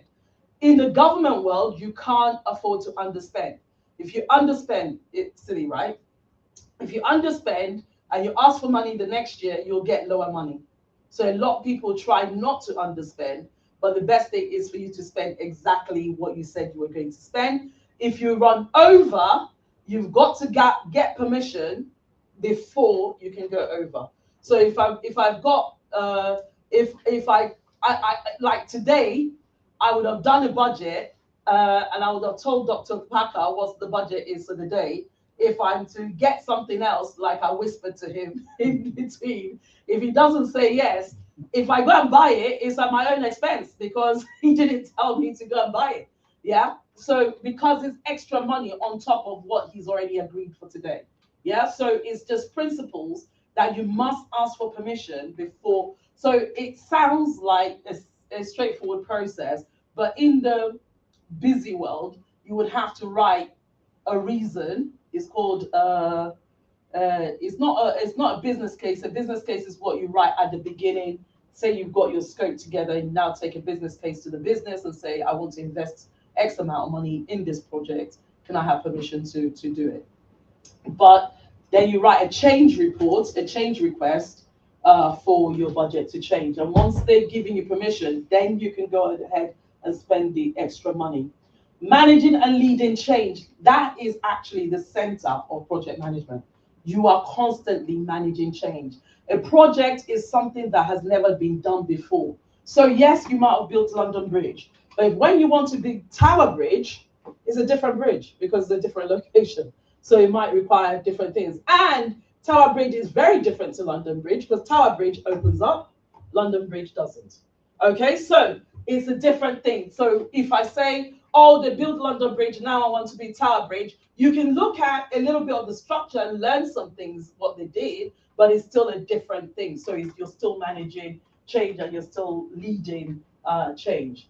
Procurement, you're going to have to procure your resources that you need to complete your project. You're going to continuously look at quality management.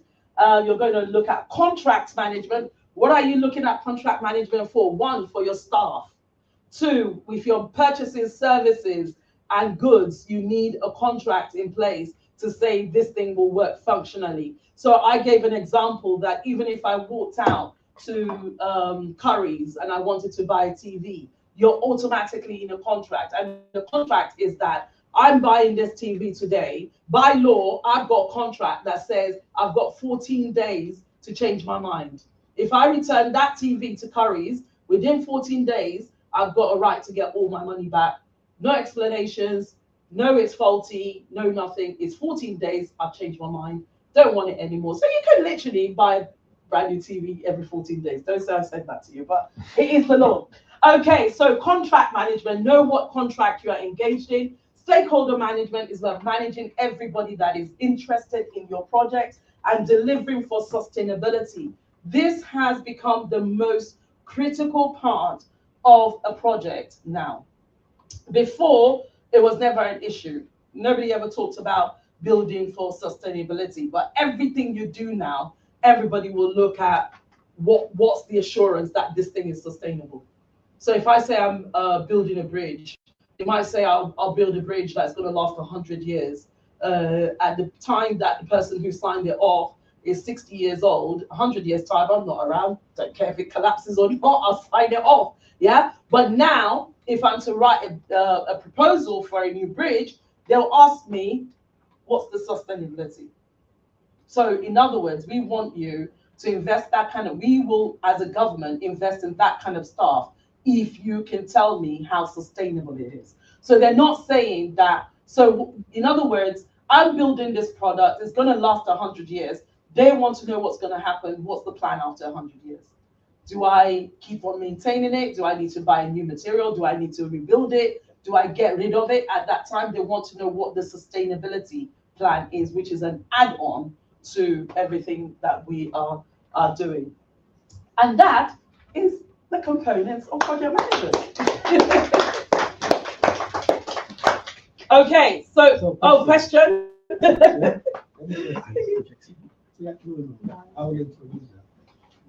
I think I'll just make an observation. Yeah. It's interesting what you did mention of family, because people just do things and not realize the fact that they'd be more effective if they really took a closer look yes. at how they do it. Yes, yes, yes. So the home environment, when the lady said, "Oh, I'm a project manager because I do X, Y, Z at home," I was able to help her to say that one part of what you do is actually management, and another part is project management. So, for example, we're going on holiday. That's a family project because you have to build you have to build a plan. You know the time you have to be at the airport if you're flying out. You know the airline you have to buy a ticket. You know you have to buy your ticket before the prices go high. You know that you're staying for X amount of time. So a holiday is the perfect project for a family because it has you have to have when you go on holiday and when you come back, you have to come back from holiday. Believe it or not, we have to come back from holiday. So yeah. I think one more thing again, I think if you ask some families, how much you spend on food, they don't know. They don't know. But the more you know, then you now know how to budget. Yes.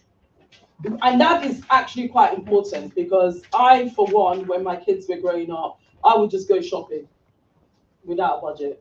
Whatever they point out, we're buying it. Whatever they want, we're buying it because that's what they eat. But as society gets a bit more challenging, and as they have grown up, they will tell you, "Mom, I'm not buying that for you. I've only got £20 to." I was like, "Excuse me, what do you mean you've got?" When you were younger, I used to just buy you anything. What do you mean you've only got to?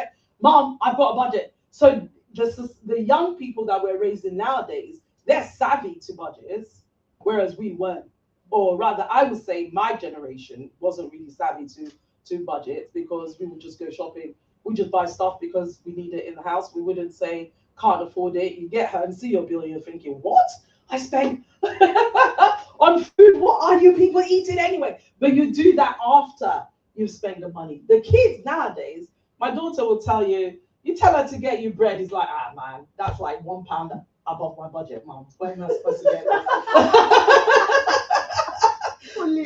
Yeah, they're so savvy. They will tell you, it's like that's an extra £1. And I'm like, really? £1? For the house? And she's like, "Yeah, Mom, you have no idea." If they have spent that £1, you need to give it back. And you have to give it back, but you can spend over £10 on them. It's not a problem. It's not a problem. Right, but Yeah. sometimes you can respond back. With my personal experience, my son uses my second car in his name insurance. So he sent me a text when I was on holiday. I have spent £60 to fill up the car with the petrol. Can you please pay that back? Right? With the car that you're driving? Yes. You are insured and you are earning now. You are financially independent. So I wrote a text message saying that I think that's very unreasonable. You are now financially independent. This is your car, insured under your name, and you did not. It's his car. You did not ask me that I need full tank. So therefore, just suck it up.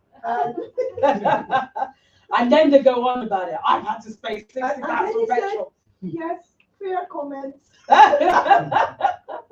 But it just goes to show, whereas with us, if my mom says I'm paying £60, I'm paying £60. Oh yeah. I dare not even say that she owes me 60. What nonsense. Yeah. When we were growing up, I don't know if anybody else shares the same. If I get something for the house, I don't go back to my mom. When I started working, I don't go back to the house and start saying, "Oh, by the way, I spent £100 shopping." Who cares? We spent about 500 when you were growing up. So it's just one of those things that some of these skill set, our kids are growing up with it naturally. We have to learn it, and it's skill set that adventure we could have always had. So budgeting is a very good one that we should have, that we peradventure don't do so well. But I think the current economics state of the country makes it almost impossible for us to all go shopping without thinking about how much we're going to spend first. Okay. All right. Fantastic.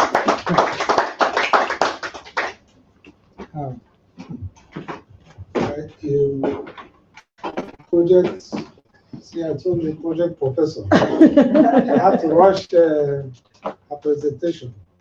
But thank you for that. At least we didn't have to pay any money to No, listen to no. that. Thank you. Thank you so much. So the next speaker is Sandia Thomas. Sandia has been to our side-by-side event, but just as a spectator. I remember when you started, we didn't have to go through the project management process. But she wanted to start a business. She's an advanced nurse practitioner and in Barcelona. And just as we said, we encourage our residents to do things on their own, just like Alina has just presented, and we've taken interest in what she does. Sadia started you came to me about 4 years ago. 2018. Exactly. See how time flies? Yeah. And I gave one or two advice on how she could start up an ear care. But now I'll let her tell you where she is now. So this is what we like to see in side by side. And she's from Mauritius. Yes. So she's also a baby. So if you come and tell us about how to look after our ears, because we can't hear or get selective hearing. Thank you. Thank you. Thank you, Doctor.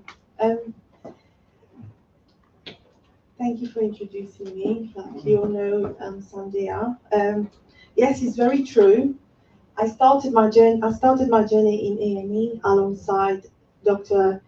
Yukapa, and so it was a familiar face. I was used to him. He's seen my career path from A&E till GP practice, till being an advanced nurse practitioner. I've always wanted to do this ear care. I was very intrigued by it. Even before I became a nurse, I was like, because back home, how we used to clean the ear, my grandma used to clean our ear. I always was really interested into it. Then obviously when the NHS took the budget away for the GP, there was a lot of patients who wanted their ear clean. They didn't know where to go, or there was so many other places charging a lot of money.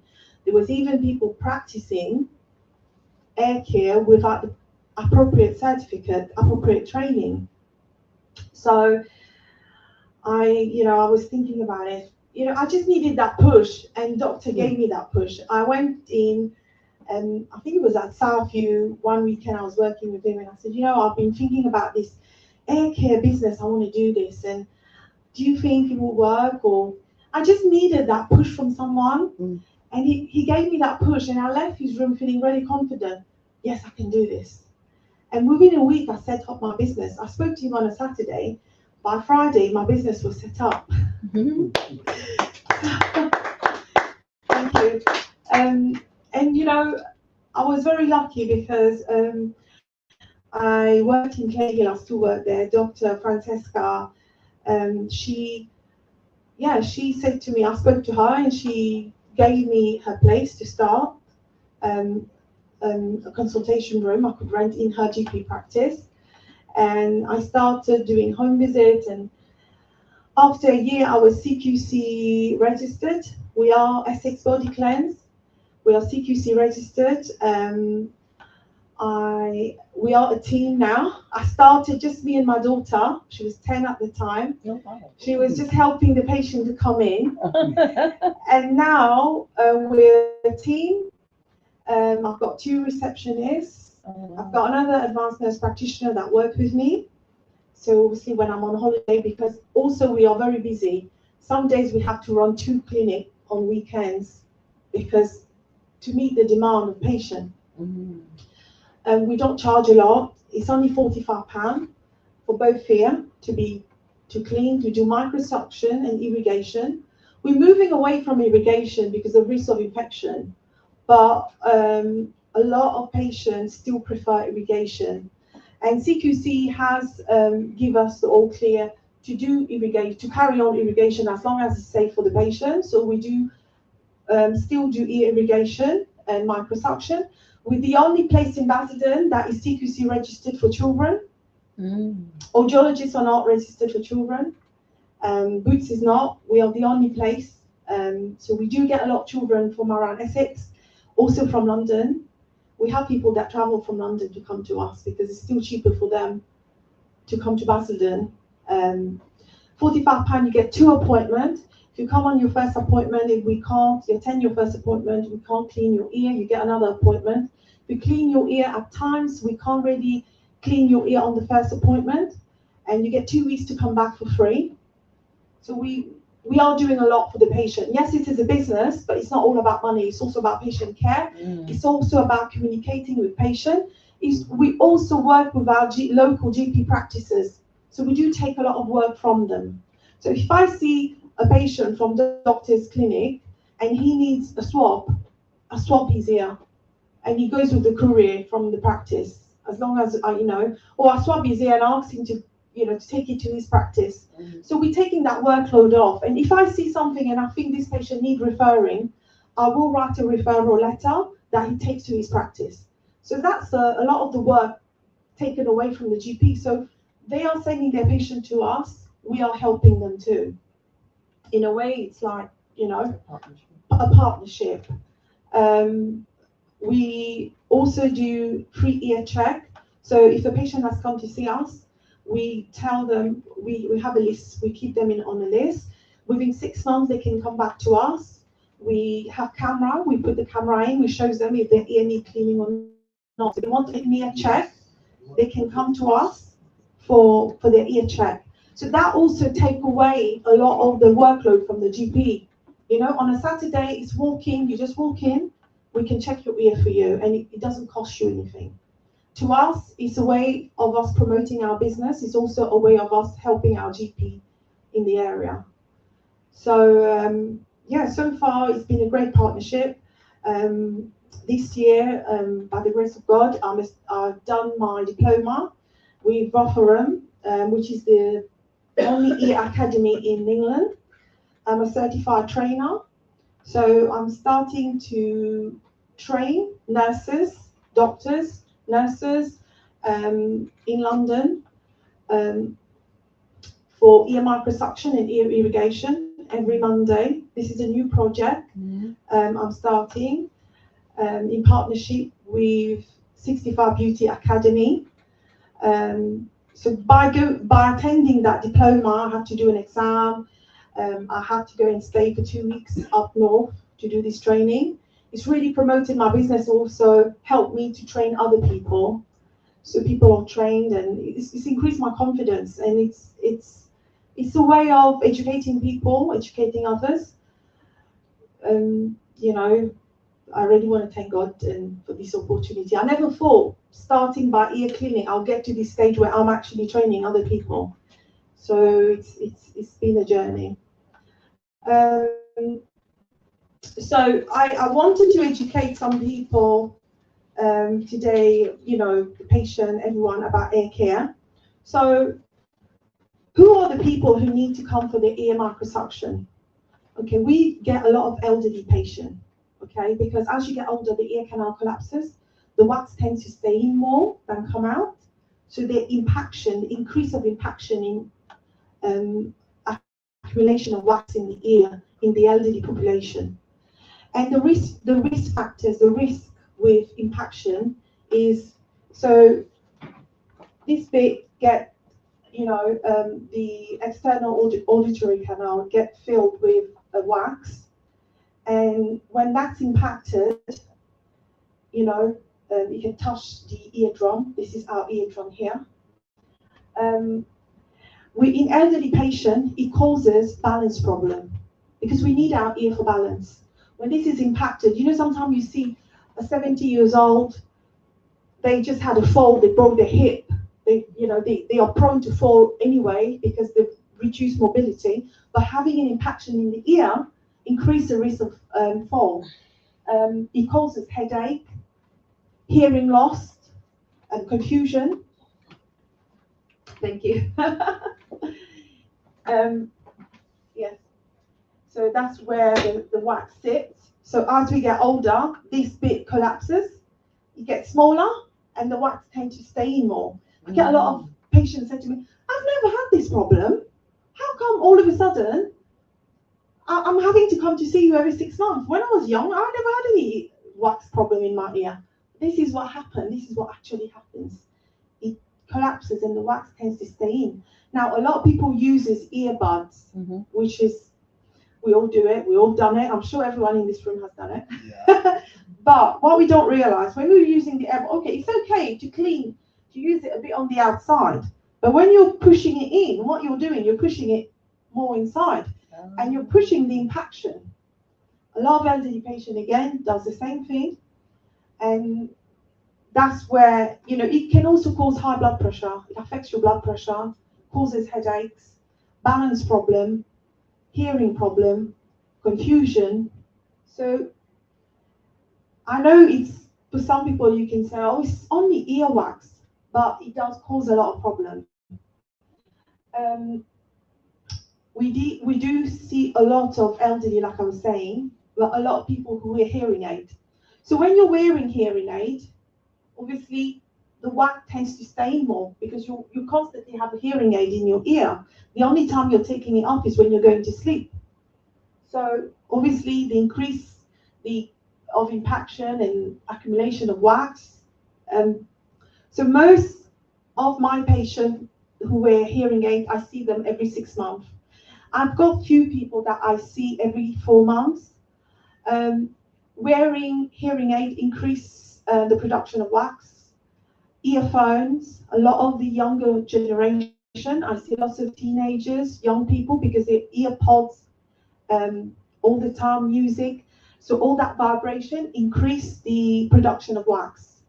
Because what is wax? Wax is not bad for our ear. Wax is actually protecting our eardrum. It's protecting the ear. But obviously too much of it causes this problem. And suppose we've got a 15 years old with lots of wax in his ear and he goes swimming. The mixing of the water with the earwax increase the potential of bacteria to grow in the ear. Then you cause ear infection. So these are all the risk factors, the problems that people faces with earwax. I wanted to really, I don't know if you've seen this leaflet. So I'm still trying to educate a lot of the GP practices and nurses. So a lot of practices are saying use olive oil for 2 weeks. That is no, no, no. We can't say that to patient anymore. We can't say to patient to use olive oil for 2 weeks. Okay, before we used to say that because we used to do water irrigation. Okay, the warm water will wash the oil out. Now we're moving away from irrigation. We're doing microsuction. When you're asking your patient to use olive oil for 2 weeks, when they come in to see me, it's like a bath of oil and wax. And I'm doing microsuction here. I'm not washing the ear. And where patient has been using olive oil for 2 weeks, that oil has crusted on the eardrum. So the eardrum that we saw earlier, this bit, the oil, so suppose you've been putting olive oil for 2 weeks on your ear. The oil has become hard on the eardrum. So now, even if I'm cleaning your ear, I'm removing, microsuctioning the wax, I can't get rid of that hard oil on the eardrum. A lot of patients are having to suggest referral to ENT, or obviously I'm using water. Even we're doing microsuction, I'm having to use water to wash the ear so I can get rid of that oil. Think about a pan. Suppose you've got a pan there, you put oil in it, you've used that oil for so long, you've warmed that oil. What happened to that oil? It get hard, isn't it? It become like gluey. That's what exactly happens here. And I'm having to deal with that a lot with patients because a lot of practitioners are telling them to use olive oil for 2 weeks. Please don't. 5 days, olive oil. If the wax hasn't come out, because some people don't need to come and see me. They use olive oil for 5 days, the wax is out, they're fine. But if you use it for 2 weeks, then it becomes a problem. So also sodium bicarbonate is very good for patient who hasn't had their ear cleaned for like years. The wax is like concrete. So then we need to use sodium bicarbonate for like 5 days to soften it because it's a chemical. Please don't tell your patient to use it for 2 weeks because what it does, Try, put a bit of sodium bicarbonate on a dirty coin. Do that for 2 weeks. You will see the coin will be nice and clean. Now ask the patient to do that. Put sodium bicarbonate in your ear for 2 weeks. It causes infection, inflammation in the ear canal. So we have a WhatsApp group for the nurses. I have put that on there, but we need to educate more some of the practitioners that we can't advise patients to do that for 2 weeks because no, it's going to cause a lot of problems. And also a lot of the patients that I see are Down syndrome patients because Down syndrome, genetically, the ear canal is very small. So now Down syndrome, a lot of Down syndrome children have difficulty in expressing themselves, or a lot of them depend on their hearing. Now, can you imagine Down syndrome patient with impaction in the ear? I've got this girl who come and see me. She's so lovely, and for years she was grumpy. She had anger problem. She lived in a sheltered accommodation, like a supported living, but she does go to her parents during the weekend. And the parents, they've actually put it on my website, on my Facebook page, on the website, how her attitude and how she's much happier since it was 4 appointments to get her ear cleaned. It was so impacted. She could hardly hear. She was always angry, very distressed, because she was living like someone who's deaf. She couldn't hear anything. And on top of it having Down syndrome, she's got already so many challenges. So we do see a lot of people, a lot of children, autism, Down syndrome. Like this week has been mainly children. Even today, I've seen so many children. Because parents waited for the school holiday, and obviously a lot of children has come in for their free ear check, and then parents realize their ear need cleaning. So also with Down syndrome patient, having a clear ear help their cognitive behavior, their mobility.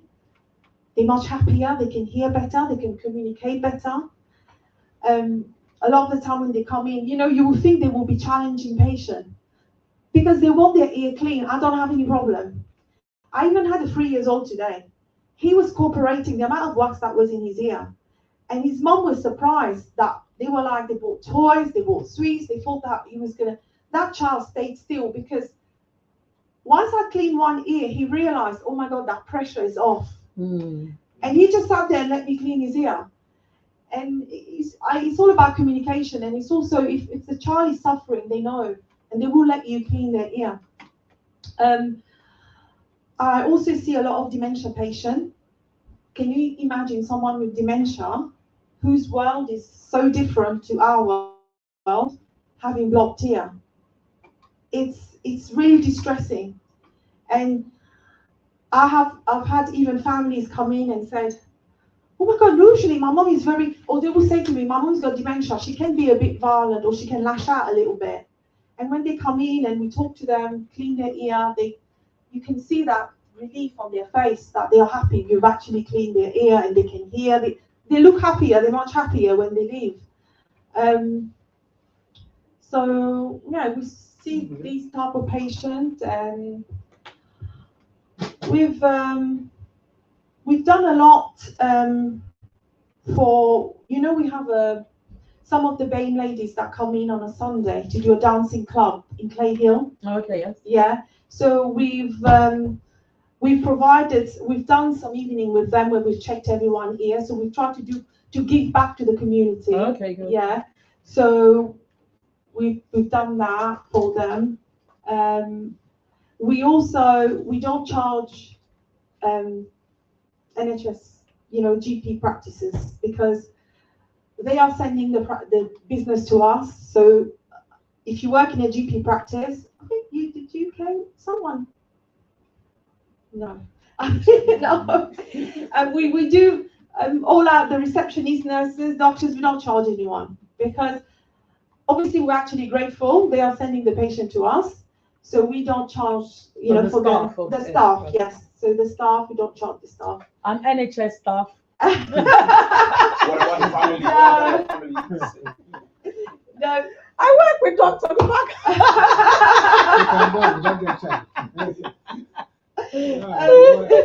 Indirect, indirect NHS staff. Yes. And we have reduction for police and NHS staff. Okay. Yes. We're just trying to give back. Mm. We haven't increased our price because we are busy. We are getting the work, so we don't feel like, because if you look elsewhere, it's £68. Okay. And like Doctor always said to me, keep the price low, you will get business. And it's true.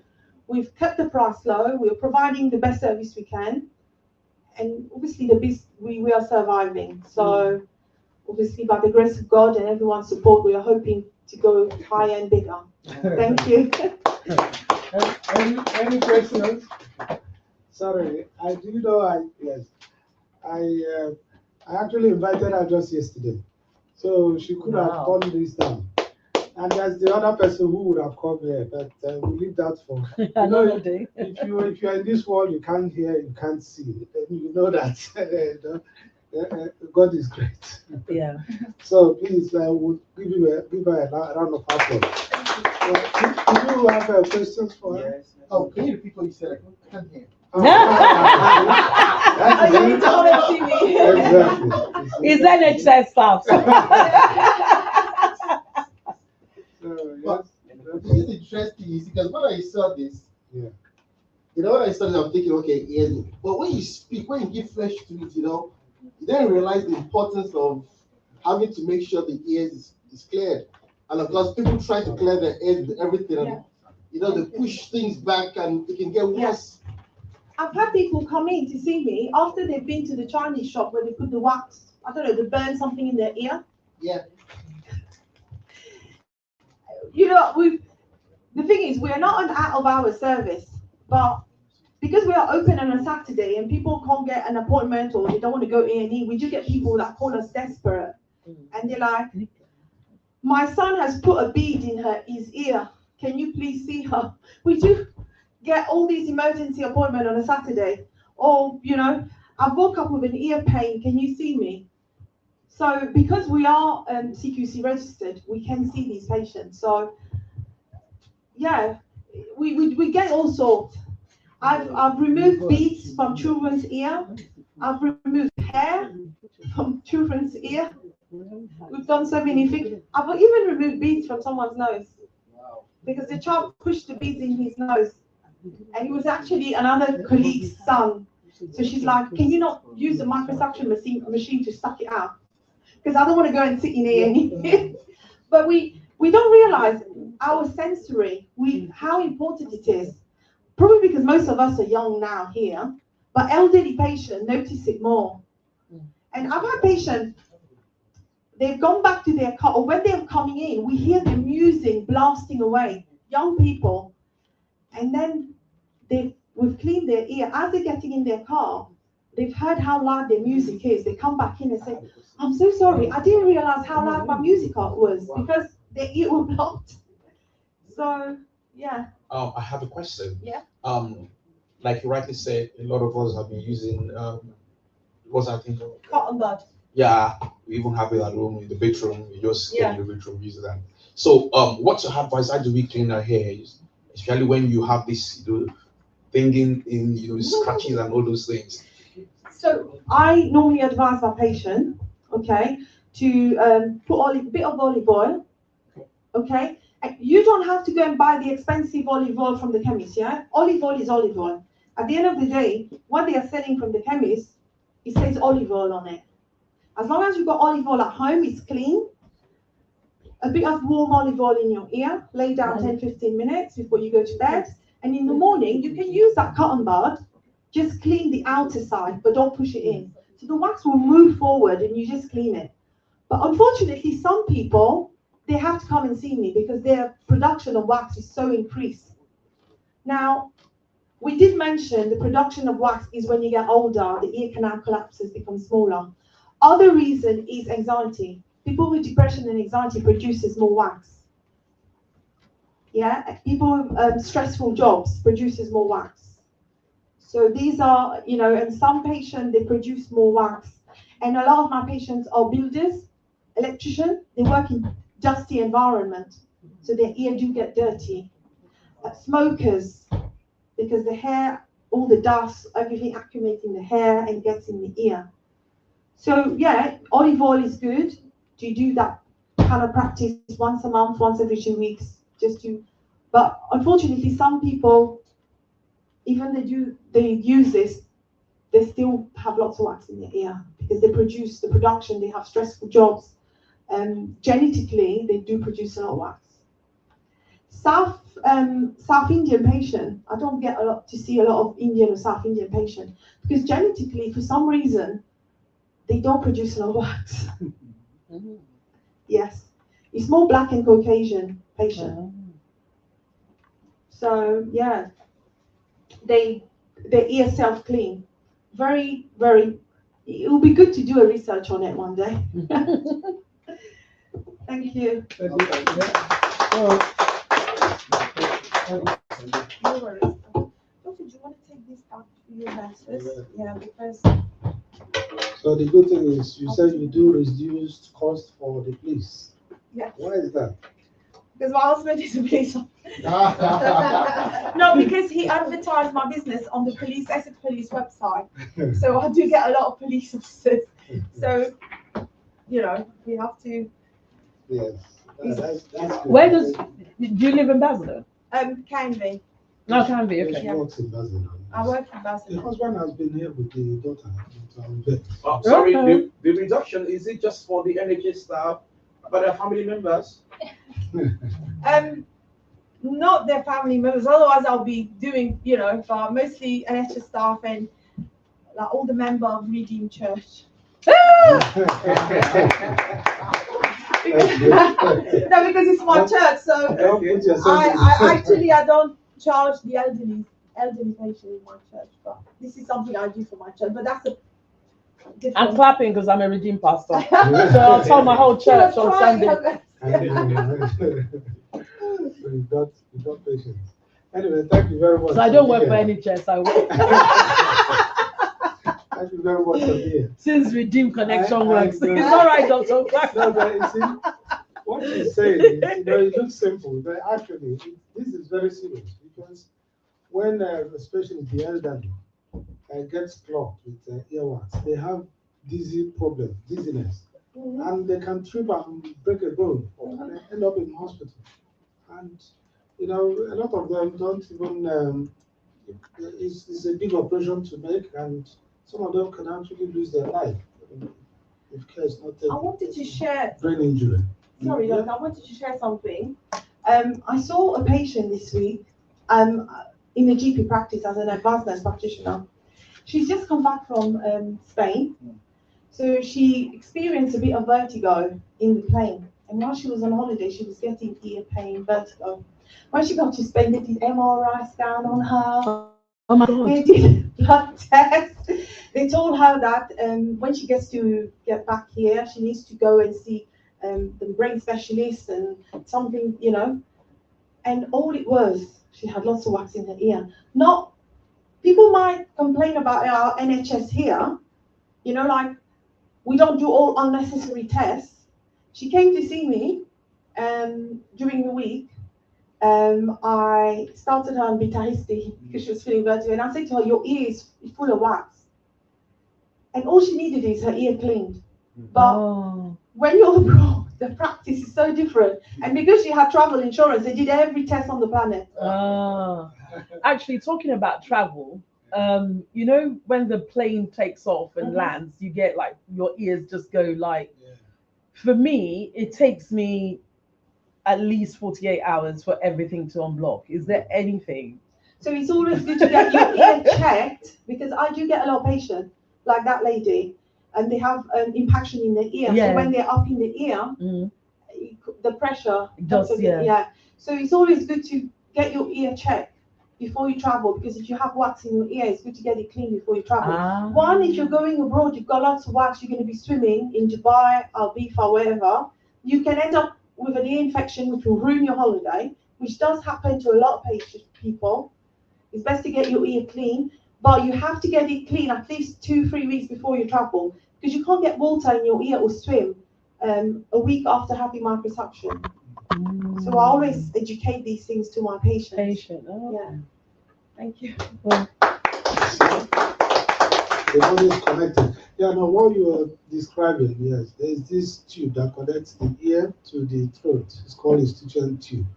Some people, when they fly, that tube closes. And then it looks like they're constantly underwater. And a lot of people that have, especially children, when the plane is descending, they start crying. Yeah, because of the thing. Yes, that's the reason. And then it takes a while to unblock. I won't wait till I go on. Okay, I think it's food time. But before that, Reverend David, you know your good vote of thanks. Your name is there, yeah? Okay, I'll let me not preempt what you want to say, yeah? Oh, big thank you, Doctor. I think it's important to give credit to Basildon side by side because over the years, it brought the community together. And of course, there's a platform whereby, we're beneficiaries of information. And we don't know how important this is. And what I would like to say is this, of course, people do care, but people who see you as theirs even care more for you. So you hear people say, oh, I went to the GP, that person didn't have my time. Or when the other person didn't have my time. So an organization like Basildon Side by Side, it takes an interest in everybody and it wants people to thrive, especially people from ethnic minority. So what I'll say in the sense that it is important we can put the word out there so people can come and benefit. So look at now what you just told us. Someone has spent all the money in the world, well, not necessarily so, to just get themselves better. And it's just something as simple as that. So many people out there, people have elderly people, where are they getting information from? Everybody's going on Google and Google and Google. But look, we have professionals in our midst who can tell us and say, you know what, this is the best thing to do, and this is how you go about living your life. So big thank you to everybody who's spoken today. I've been enlightened myself, and I think all I can say for all of us, it is important that days like this will remind people and say, look, it is. So like today, I almost did not make it because my wife had to take my daughter for an appointment. But we came back on time, hence I could come down here. So it is important we put the word out there because Basildon Side by Side is a blessing to the community. So thank you everybody for finding time to attend. Can we have a group photo Thank in you front very of much, that? yes. Yeah, on the banner, is it? Yeah.